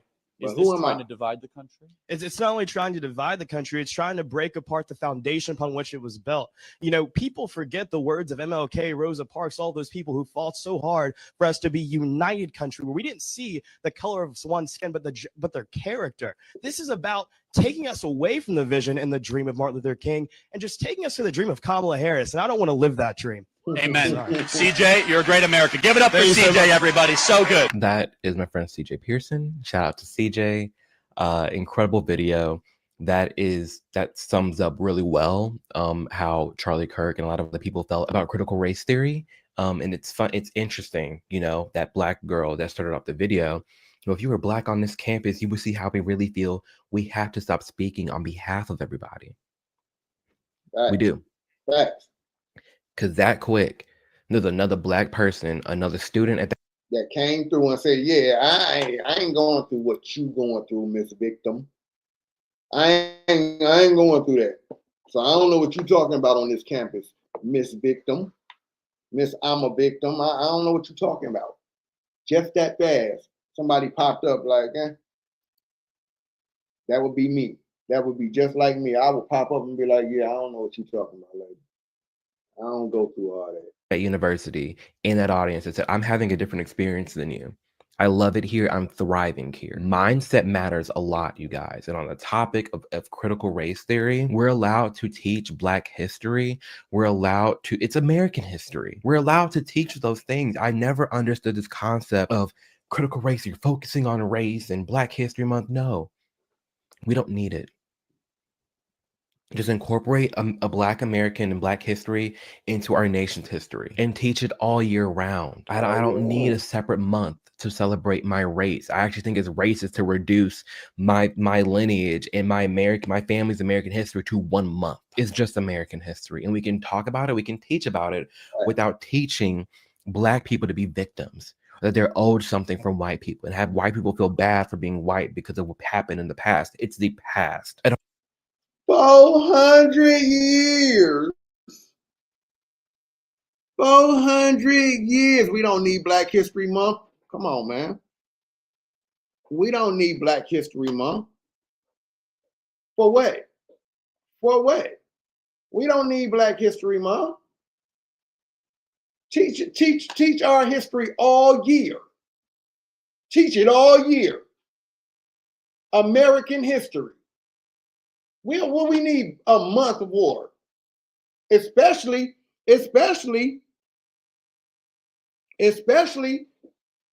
when it's our history.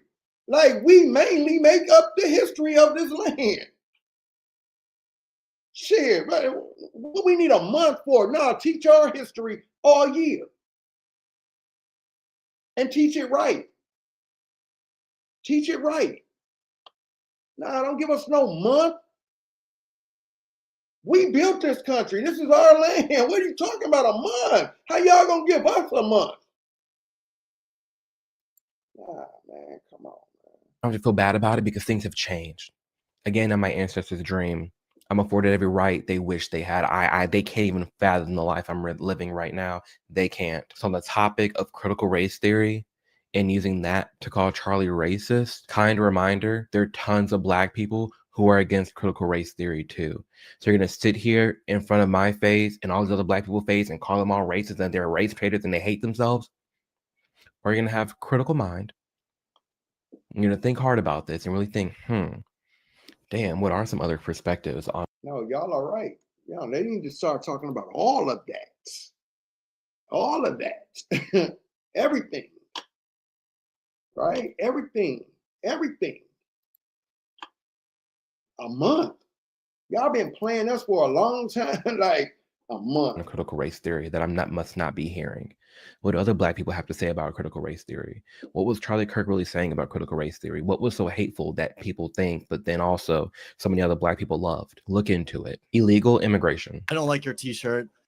I don't like your t-shirt. Famously said, what is t-shirt say?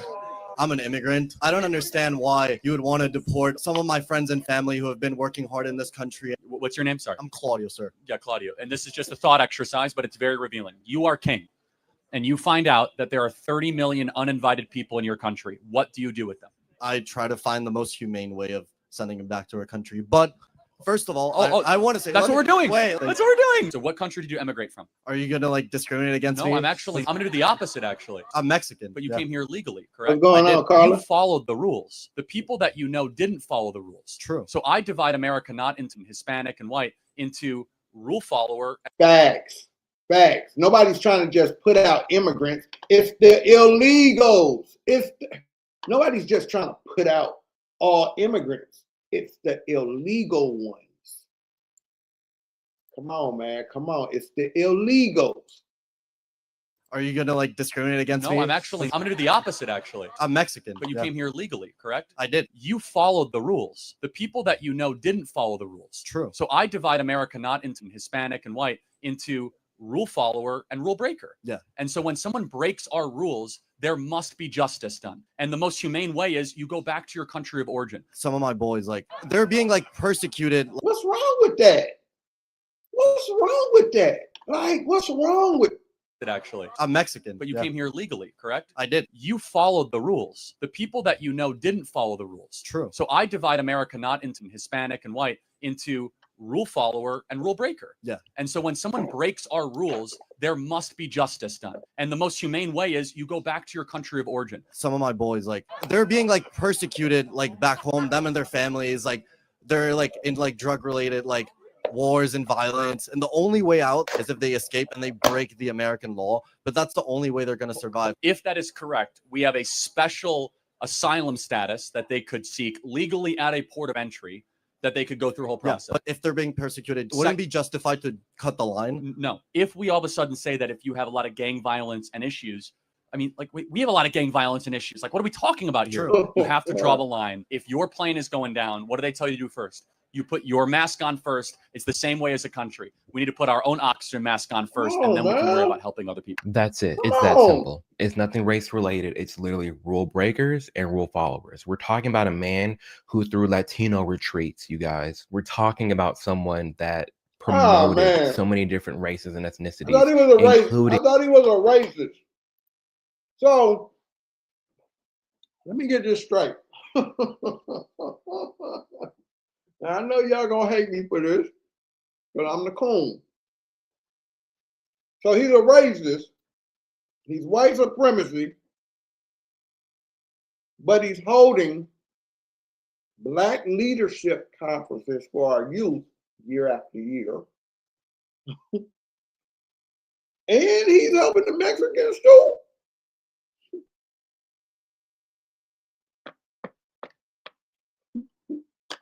All right. Hispanics. Again, like the guy brought up, he said, okay, well, isn't it justified for them to cut the line because of how much heartbreak and all the things they're going through in Mexico? No. Because if that was the case, we take in the whole world. There's so much corruption in this world, you guys, it's not even funny. And if we were to take that all in and accept everybody who's breaking the law, what do we become? The reason people want to come here in the first place is because of how hard, for the most part, America stands on business. For the most part, we follow the rules and we follow the laws. These countries that people are fleeing from, cartels, drugs, corrupt politicians, nobody, it's all lawless. But again, for the most part, America has some structure, and we have enough structure to where people want to come here. They're breaking in. That's how good and how many opportunities are afforded here. The same group of people saying, I hate America, down with America, this is horrible, it sucks here, are the same people defending the people breaking in to get here. If it's really that bad, why are you telling them not to come? This is the great country to be in right now. And we also can't sit here and hip and holler and cry, oh my gosh, our infrastructure sucks. Healthcare sucks. Food sucks. Drug crisis sucks. This list goes on of everything wrong with America and not address it and just keep funneling in all these different people and give them resources. Why are we there's so much happening in our country. Why are we taking people who have broken the law, broken into this country, already broken the law, dude, they broke in the country, giving them monthly stipends, health insurance, places to live, when we all can go downtown in our own city and our own citizens are dealing with crap right now? Come on, man. Come on, Amir. At some point, when are we going to put America first and take care of ourselves? Come on, That's Amir. all that is. We're talking about legal immigration is fine. But illegal immigration? No, we can't have that. Oh, well, the ICE raids or any man, these people, they're ripping people from their families. If I'm driving drunk with kids in the back seat, I'm being taken away from my kids. So I broke the law. Oops. Come on, Amir.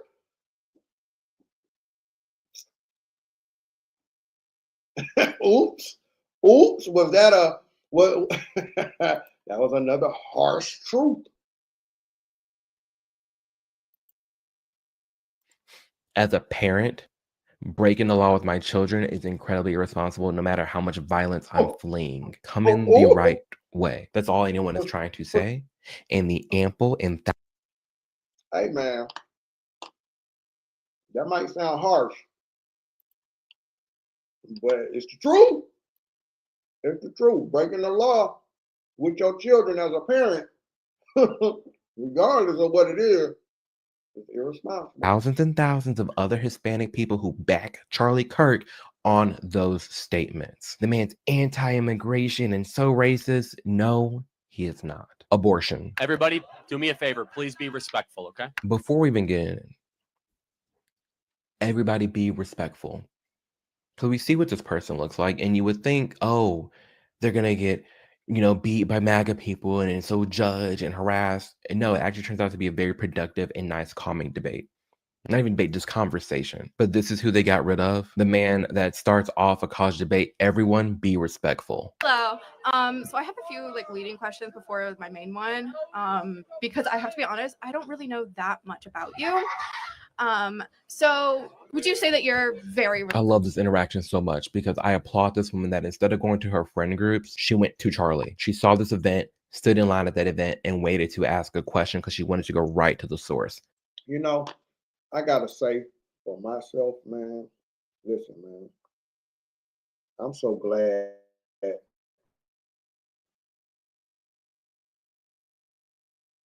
for my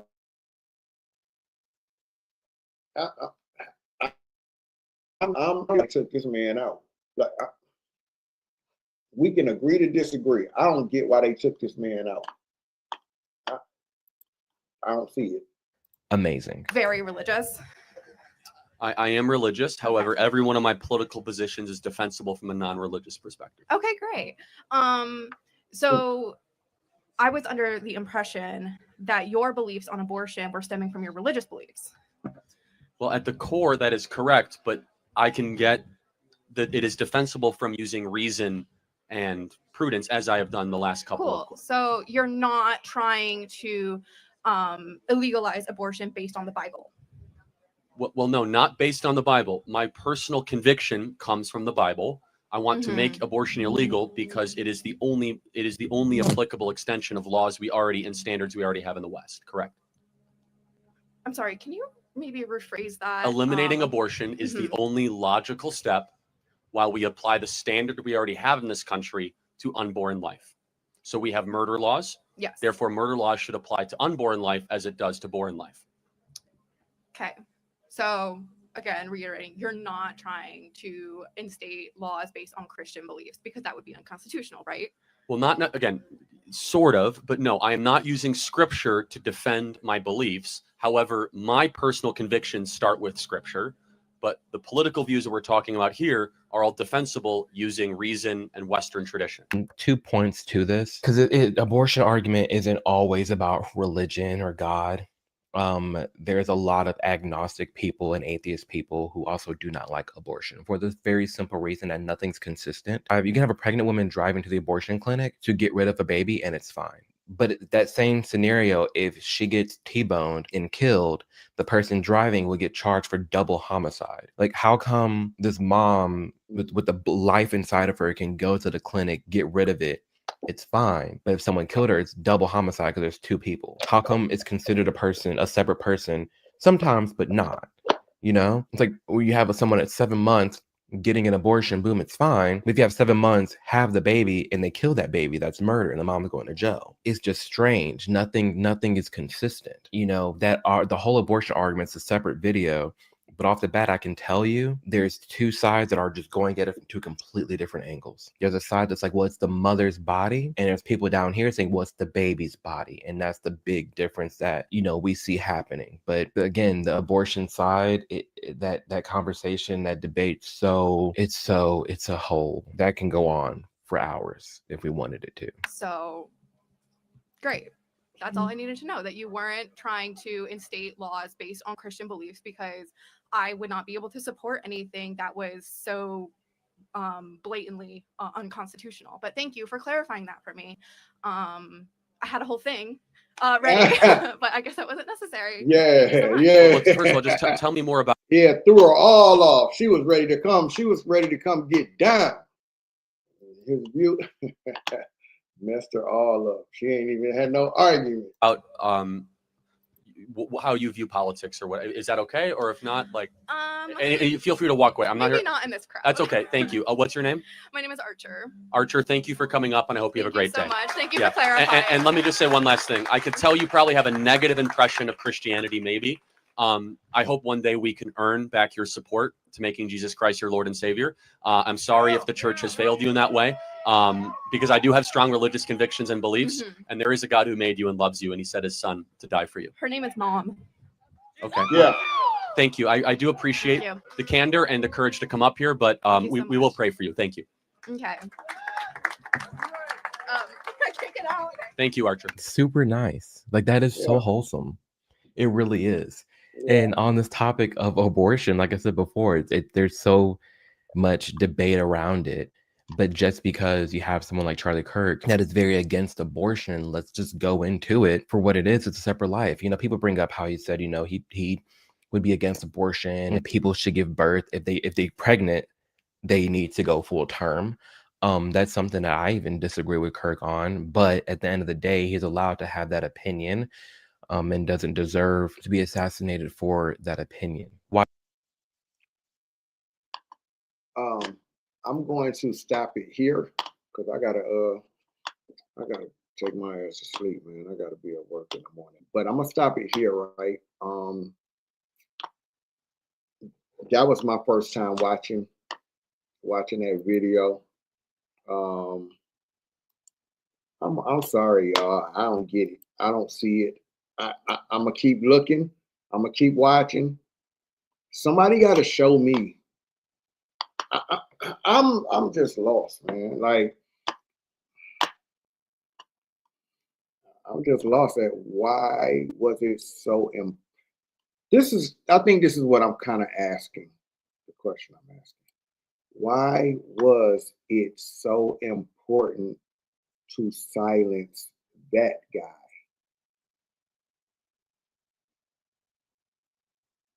I mean, he's not in no political office.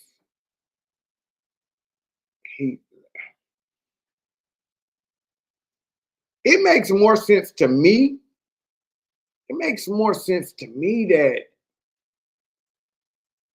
he was more of a threat to somebody else than a threat to us.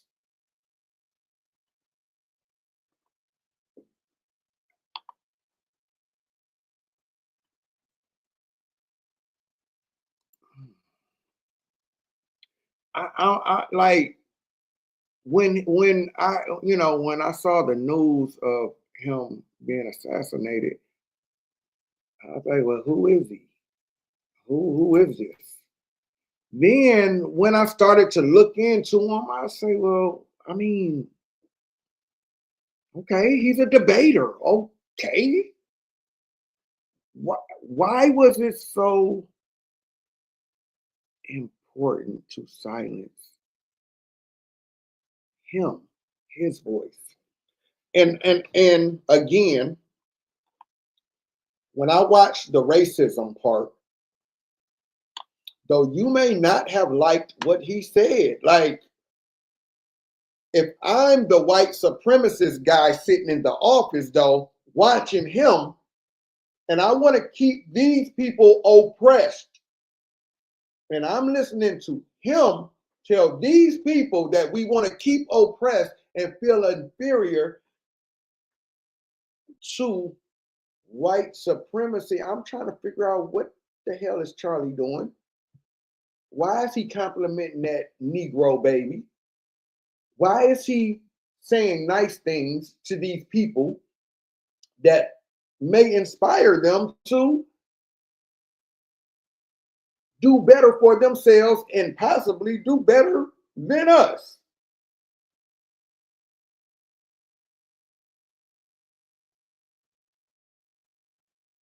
We're pushing the narrative that he's a racist. What is he doing? Why would he say things like There's nothing holding you back. You can be just as great as the white man, or you're not oppressed. Get out of the mind frame that you're oppressed. Get out of that. Like, why would you say things like that to the people that we want to be oppressed? If I'm the white man sitting in the office watching him supposed to be the face of racism and white supremacy, I'm scratching my head like, what is Charlie doing? Charlie, why are you taking the kids to the White House? Why are you hosting events for Black leadership, Charlie? What is going on? Do y'all get what I'm saying? Like, I don't know. Like, this is how I'm looking at it. I don't get it. I don't get it. If I put him in place to be the face of white supremacy, what is he doing? You're supposed to be a racist, Charlie. But you're doing things to help benefit the people we want to keep oppressed. What do you mean you don't believe in race, Charlie? Of course you believe in race. That's what you're here for. White power. Remember white power? Why are you telling these Negroes, we're all the same? No, we're not. It's white power, remember? I don't know. I don't know, y'all. I don't see it. I don't see it. I don't get it. I know we have victim Negroes who make everything about race. They take any little clip of him saying something the same way they do Trump. Same way they do Trump. You're still running around here calling Trump a racist. I just don't get it. I don't get it. I don't see where he's a racist at, man. But with that being said, I'm about to close this out.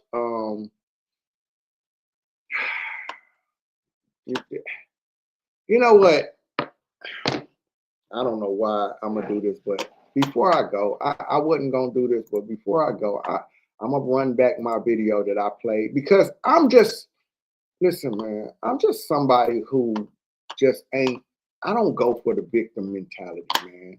And people may get mad at me when I do this, when I say this. I just think it's too many of us living this victim mentality. And I'm gonna play my video from earlier today on my way out of here.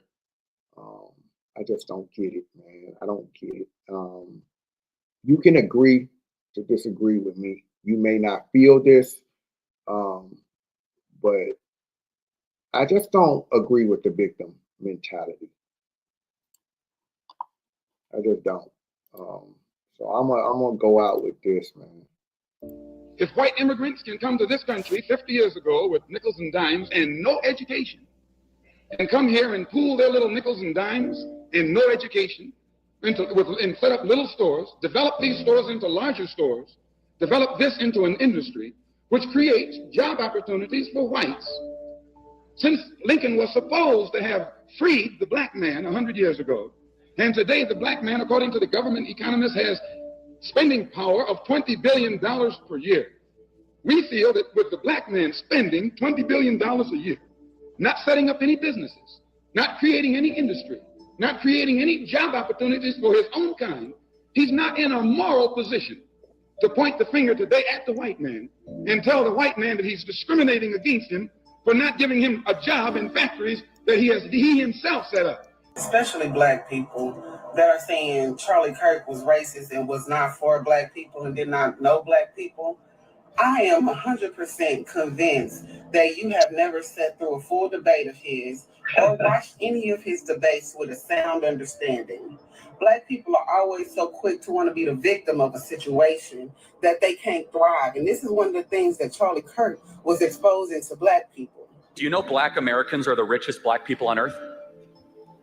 What statistic Africa. is that? Okay, I need you to pull that up like right now. You can. Black Americans per capita on average. Can you pull that up? mean, I'm hosting an event right now. I don't know what to tell you, but anyone can fact check me on this. So you cannot find a black majority country or any country where black people have significant representation where they are as wealthy, because even the poorest people in America are in the top 5%, the top 2% of wealth around the world. And so my whole belief is stop acting like you're a victim and start making better choices. They have such a cap on us because we think we're limited, because we're black, or because we're women, and because we think our ancestors, whatever they went through, is still impacting us today, but we are not there anymore. The only way that we can solve our problem is to unite together among ourselves, among our own kind, clean ourselves up, rid ourselves of the evils that we've become addicted to here in this society, and try and solve our problem ourselves. Charlie Kirk wasn't saying that we didn't need or black problems didn't matter. He was saying, hey, you're not a slave anymore, and there are no more laws that are holding you back, saying that you can't do what a white person can do. You should get up and go and try these methods and become somebody. One thing we got to understand is life is hard. And we don't need handouts. Yeah, that's why this man was just killed over mere opinions. Having an opinion. This man never said nothing racist or hated or hateful towards black people. I followed this man very closely and watched many of his debates, and I stand in agreement with a lot of the things that he say. And I really, if I disagree with anything, it was so small I can't even think about nothing I disagree with. And I just hate that we are people who are so quick to be controlled by the word racism that just one little clip misrepresenting what somebody said is all we need to throw somebody under the bus. We got to think about this. Who are the kind of people, and not to imagine, this was a white on white crime. And whenever these type of people get involved, that means there is some power being seeped out somewhere to the masses that the people in control don't want the power to be with. And this is what he was doing. He was showing a lot of people that are blind and programmed by the system to wake up and get out the matrix. And this was the problem. Telling black people you don't need government assistance because you can be somebody is not racist. You're the one who put the present Democratic administration in Washington, D.C. The whites were evenly divided. It was the fact that you threw 80% of your votes behind the Democrats that put the Democrats in the White House. When you see this, you can see that the Negro vote is the key factor. And despite the fact that you are in a position to be the determining factor, what do you get out of it? The Democrats have been in Washington, D.C. only because of the Negro vote. They've been down there 4 years. And all other legislation they wanted to bring up, they brought it up and got it out of the way, and now they bring up you. And now they bring up you. You put them first and they put you last. Telling us that government assistance has hindered us because before we were on government assistance, we were more successful people is not racist by reading and understanding the facts. Ever since we started getting subsidized by the government, we have been controlled by the government, and not in only what we can do, but how we think. And this is a person who challenges you to think for yourself. The things he said about George Floyd, y'all act like because an officer killed George Floyd, that made him a saint, like he wasn't a criminal, like he wasn't on drugs. That's what caused him to be suffocated and pass out. Y'all like he wasn't resisting. Like he was just being a good law-abiding citizen and was just taken out senselessly like we do each other. That wasn't the case. So when they're pointing out this stuff, y'all don't like nobody telling y'all the truth. Black people don't want to hear the truth because we benefit off of not working and being lazy off of government assistance and stuff. One thing Charlie Kirk also said was that the black people want to become better, we're going to have to stop celebrating crime and murder. Our culture is destruction. Our culture is destruction, and it ain't nothing we can do or say to change that. Everything we have from the women in our idolization groups, Beyonce, Summer Walker, SZA, Cardi B, Sexy Red, all of them are horrible examples of how to be as a woman. The same thing with the NBA young boy, Lil Baby, Da Baby, Lil Wayne, Baby, P. Diddy. All of those are examples of how to be a terrible person. And what he is saying is get these examples from in front of you and your kids so that y'all can thrive. Also, let's work on building a family back. One of the things that destroyed the family was removing a father out the home. Put that back together so we can start becoming a good community. But we don't like being told nothing. We don't like being told how to better ourselves because we want to be victims so bad. We want to be at the bottom of somebody's pity party so bad that we'll take anything we can to disregard or dismiss any ethical or sound doctrine to help better ourselves, so that we can steady dwell on a past that no longer affects us and that we can overcome and have the ability to become somebody. My last point is, I always tell my daughter, because I made her read about Madam C.J. Walker, a self-made Black woman millionaire during a time way worse than today. So everybody with all these excuses of why you can't be successful because you Black or a woman, odds have always been being defeated since the beginning of time. Like a victim role. Respect.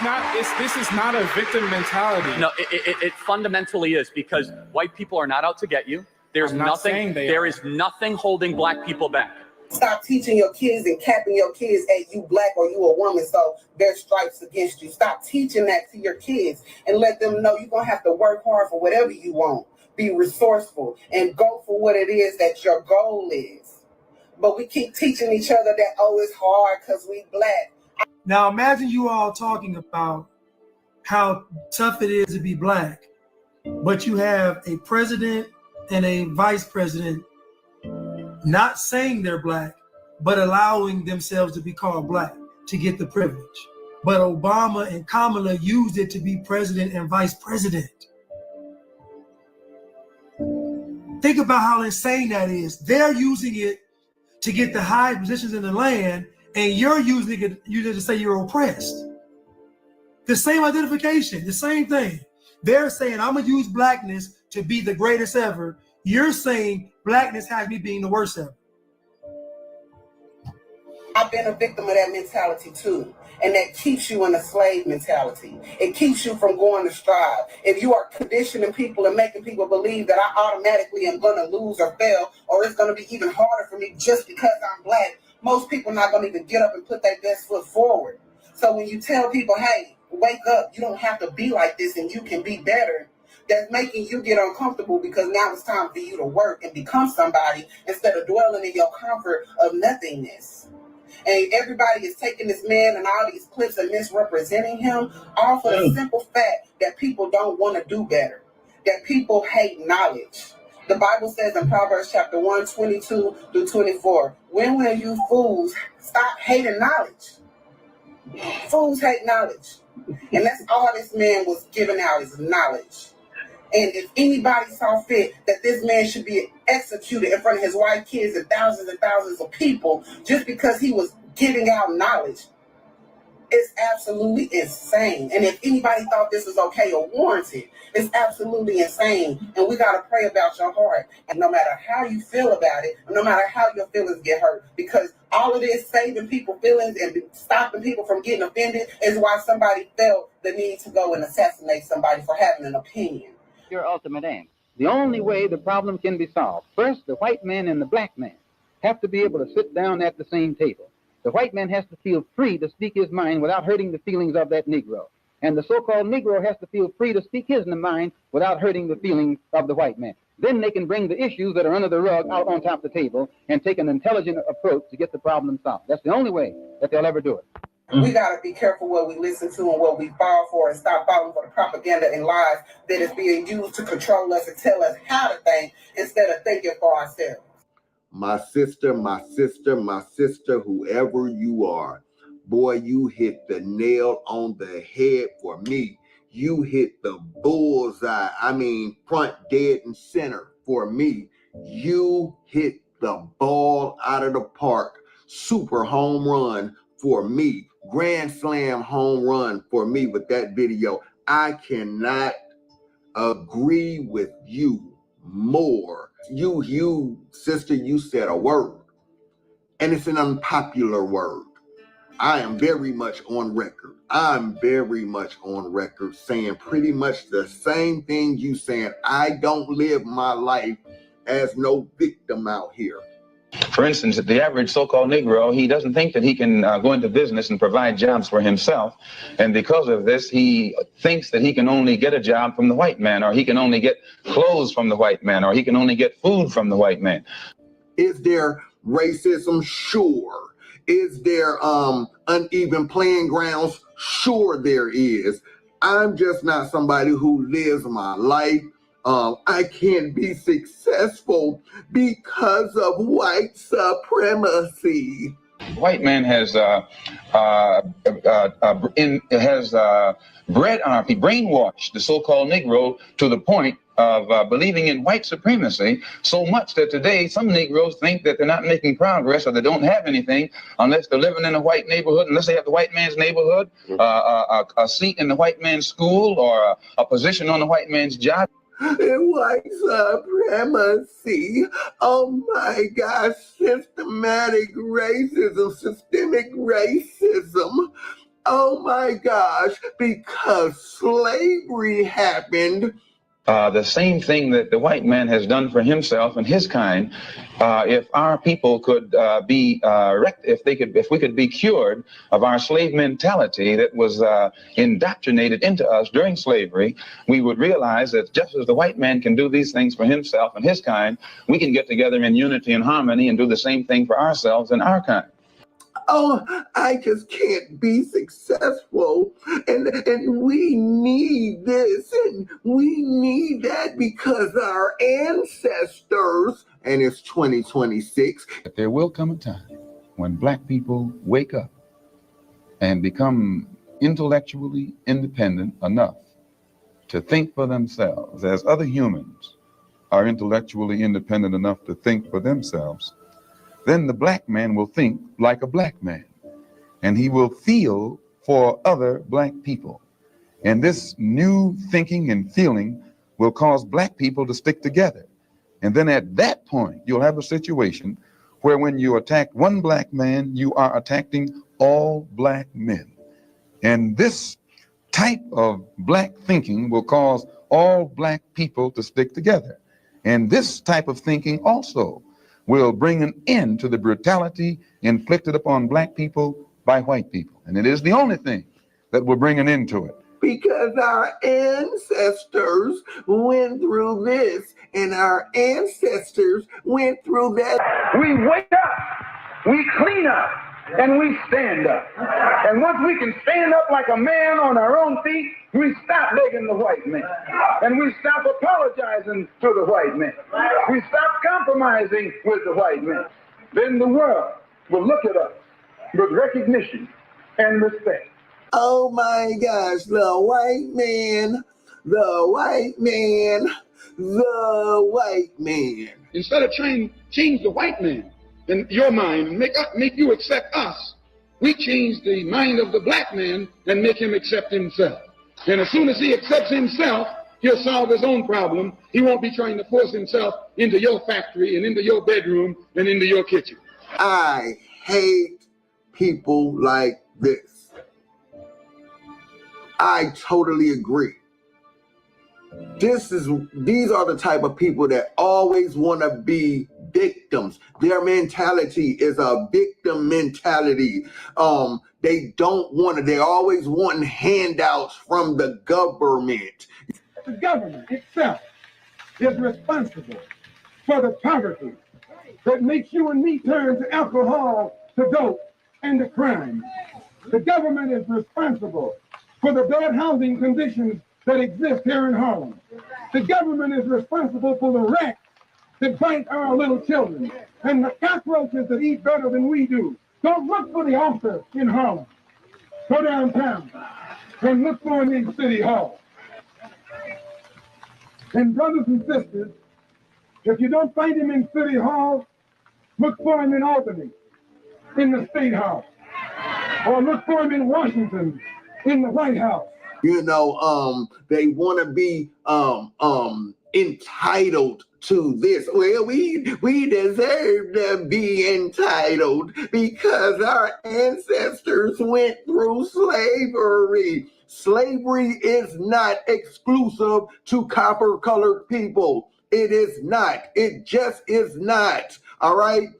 Slavery was a big thing. Everybody went through slavery. People are still going through slavery today. Oh my gosh, because white supremacy. Oh my gosh, white supremacy is holding us back. But black, it's hard being black. Is Kamala Harris black? Yeah, she black because she went to Howard. And she the AKA. And she know how to mix her cornbread with her collard greens black. That's how we know she black. Can you imagine how pathetic you all have to be for Kamala Harris to do a photo op eating soul food and mix the cornbread with the collard greens so that you all can say she's black? Do you know how easy it is to say? Do you know how easy it is to be black? Now imagine all it took was Howard University, AKA cornbread and greens, and she's black. Meanwhile, I say I'm not black and y'all won't let me go. They got you all running around saying how hard it is to be black, and they're using black to be president and vice president. Now you want me to say it or you gonna say it? Because I'm gonna call you stupid and dumb. Gosh, white supremacy is holding us back. Oh my gosh, but yet in the same breath, you want to scream black power, black power. Black power. Black power. Black power. Black power. Well, where's your black power when you're always crying about little white men, systemic racism, but then in the same breath want to scream black power? Calling me a white supremacist towards black people because I'm calling out the accountability in my own community is diabolical. It's diabolical. Reparations has always been bigger than a paycheck. I don't think y'all understand that reparations actually means to repair harm done. This has always been bigger than a paycheck. Nobody is not saying don't return the wealth. I'm saying we need to repair the harm that's done. And that doesn't only include people that's outside of the community. We can't sit up here and act like our hands are not dirty within our own community. Is it black power or is it, oh my gosh, we're oppressed? To me, slavery doesn't affect us today. Only in understanding how it happened and not repeating it, but it don't affect us today. There's nothing stopping me from being on the university full of white people. How am I any different than a white person? Let me tell you this. I want to say this. When people say that black people had a disadvantage in America, and they explore this idea or they exacerbate this idea of white privilege, they're essentially saying black people aren't better or aren't the same as white people. They're saying that black people are less than white people. Because right now, every black person on this campus should understand that there's nothing that a white person can do that you can't do. And if you don't feel that way, you've been tricked. Oh my gosh, which one is it? Is it black power or is it, oh my gosh, the white man? Oh my gosh, systemic racism. Oh my gosh, white supremacy. What does that feel like? What do you mean, what does it feel like? Does I feel it like feel- a victim of white supremacy. So you White man has bred on our people, brainwashed the so-called Negro to the point of believing in white supremacy so much that today some Negroes think that they're not making progress or they don't have anything unless they're living in a white neighborhood, unless they have the white man's neighborhood, a seat in the white man's school, or a position on the white man's job. feel like a victim? I'm a victim. I'm a victim of white supremacy. Yeah. And so are they holding you back financially? Holding me back financially? Well, they can. Are they? They can. Are they? They can. No, but are they? They can. Well, I didn't ask you if they could. Can. If I get too powerful, yeah, they'll chop my stuff down just like they chop everybody else's stuff down. Are they holding you back financially? What do you mean are they holding me back? I'm in a prison called white supremacy that's global. So we're allowed, certain black people are allowed to have certain resources, but they know they can take it back. Are they to holding black Tariq Nasheed back financially? I'm in a system where they can hold me back. But right now they're not holding you back. Well, they can hold me back. Are they holding you back? Define holding me back. You don't know what, are they holding you back from being successful in your life? Well, I'm successful because I understand white supremacy, and I'm successful as far as I can be, as much as I can be, because they can stop my success at the drop of a hat. Like, I can't stand hearing victim Negroes. And America. We all deal with racism. White people deal with racism. Black people deal with racism. Everyone deals with racism. White people or black people? At this point in time, I would definitely say white people. You're delusional. I believe you're delusional. You can't erase 400 years. You can't. No one's trying to erase 400 years, but you're only focused, hyper-focused on the 400 years instead. Of course, you're thinking by your skin color instead of your brain. Your brain is not here. Your brain is not here. Your brain's up here. So think with your brain instead of your skin color. When you think by your skin color, this is what type of mentality you embody. I'm black. That's it. I'm black. We're human beings. We're human beings. This is why our society is going backwards instead of forward. You can keep repeating the same thing over and over because we keep repeating the narrative. It doesn't matter. You're integrationist. I don't care about white. I don't care about integration. I care about us coming together as the United States of America. This is the United States of America, not a divided States of America. You're in the divided States of America. I'm in the United. They make everything about race. Yes, again, an unpopular opinion from Chief Cali.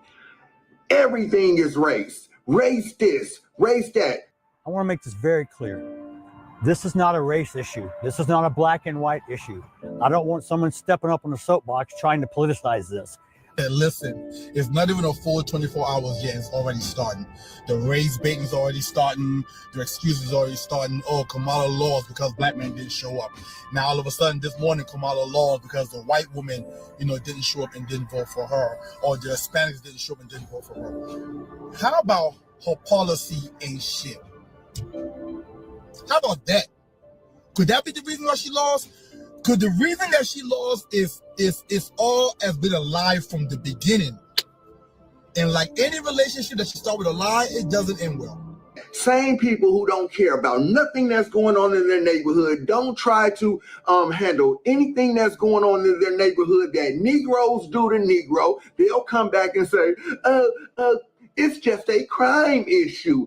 It's not a black on black crime situation. It's a crime situation. You know, the weirdest thing that I'm hearing is this black on black crime thing. And it's most of the people that look like me that spewing this, black people, like especially the ones that want to be close to white mama and white daddy. Then you got the ones that's kind of like on the MLK side of things, like love is love. What about black on black crime? And we be killing each other, unaliving each other, as they say.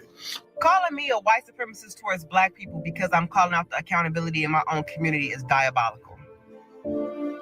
6,400 black people committed murder. They committed murder in 1 year. 6,400. Some people say 48 million black people in America. Some people say 44. Well, I'm gonna use 48 million. That sounds a little better. 48 million black Americans are in the United States of America.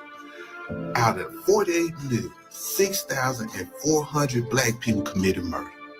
But out of all those million, that's how many committed. That's like 0.000133333 of the black population commit crime or commit murder. And we hold on to that 0.000133333 of people, and we blanket all black people with it. Ain't that crazy? We can't sit up here and act like our hands are not dirty within our own community. We're busy blowing each other down in the streets. You know what I'm saying? Why aren't the men in our community teaching these young men how to defend our community with the same instruments they're using to blow each other down in the community? I think I'm part of one of the last generations that came from the neighborhoods looking out for each other. I'm pretty sure because I was born in '83. I'm pretty sure I'm part of that last generation that came from neighborhoods like that. Where the OGs, even if they were gang members, the OGs looked out for the neighborhoods. Bring that shit back. Bring that shit back. What about safe houses? For women in domestic violence, we had a young lady in our neighborhood last week who was unalived with their child in the house by the man that she was trying to leave. And the horrible thing about that story is that even though she was unalived by the man that she was trying to leave, her mother 25 years prior to that was unalived by the man that she was trying to leave. So we just passing down generational trauma, and y'all don't think that we have no accountability in this? Like none, not whatsoever. It's just always white people's fault. We didn't do nothing. We're not contributing to the madness. What I'm trying to point out to y'all is that there is a divide in our community. And the reason why there's a divide in our community, because some of us want true liberation, and some of y'all want to sit at the table instead of wanting to burn the table the fuck down. And those who don't want to sit at the table, you just want a comfortable cell. You don't want change for real. It's called for change for real. Boots on the ground, change for real. We have some of the most educated people in our community. You can't tell me that we can't put our heads together, and people who are educated and know how to write grants and know how to get grants approved can't get some actual programs that's going to help us in our community. We scream Black Panther Party all day long, but none of y'all ain't about that life for real. Everybody want to complain but don't know how, no solutions.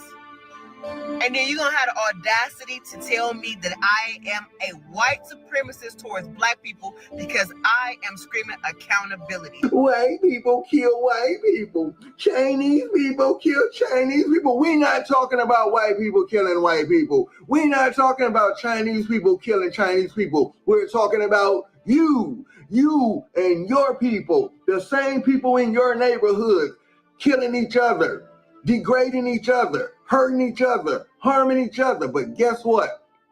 When it's time to turn the mirror around and for you to see what you do to you and how you tear each other's down, we don't want to look at that. Only thing we want to do is wait for a white man to come in our neighborhoods and put a knee on our neck, and then we want to cry and be fake outraged. This is why so many of y'all were so willing to go with Carmelo Anthony, because y'all are the type of people, as long as motherfuckers look like you think they're right, or because they look like you and they do something to a white person, you think they're right. Whether they're right or wrong, you don't look at the right or wrong, you just look at the fact that they look like you, and you think it's okay to say, yeah, they did it to a white man, okay, because we've been going through this for 400 years. You can't erase 400 years.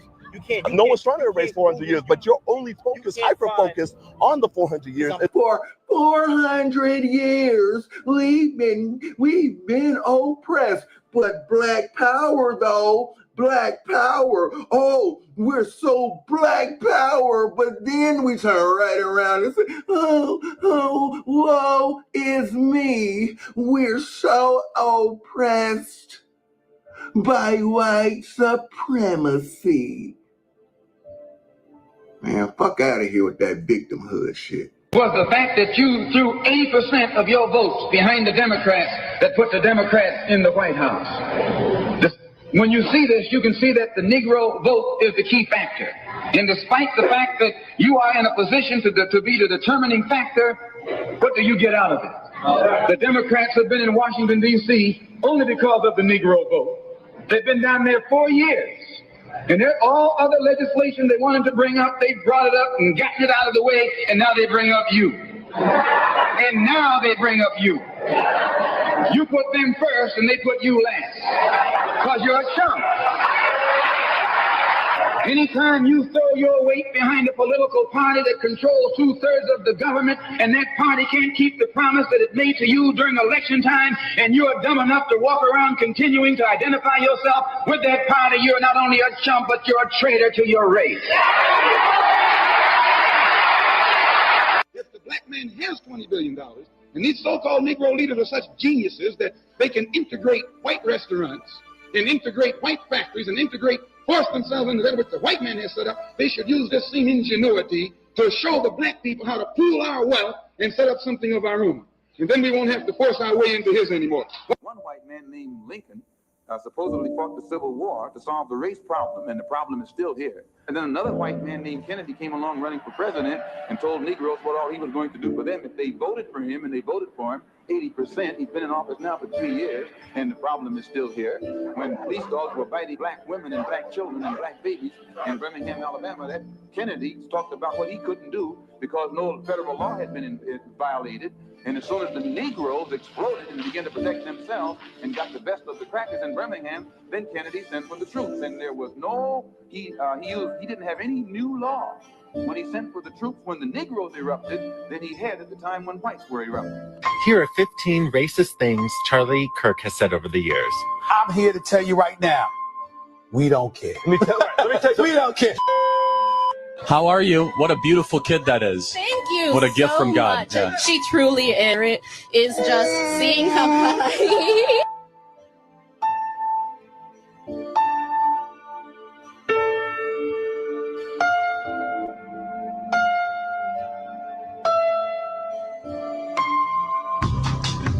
For people who want to call Charlie a racist, kiss my black ass. Excuse my language. Charlie Kirk is not a racist. I love this guy. I'll tell you. A lot of them never imagined going to the White House, and Charlie helped hundreds of young black boys and girls go to the White House. Charlie, thank you for that. Thank you, Charlie.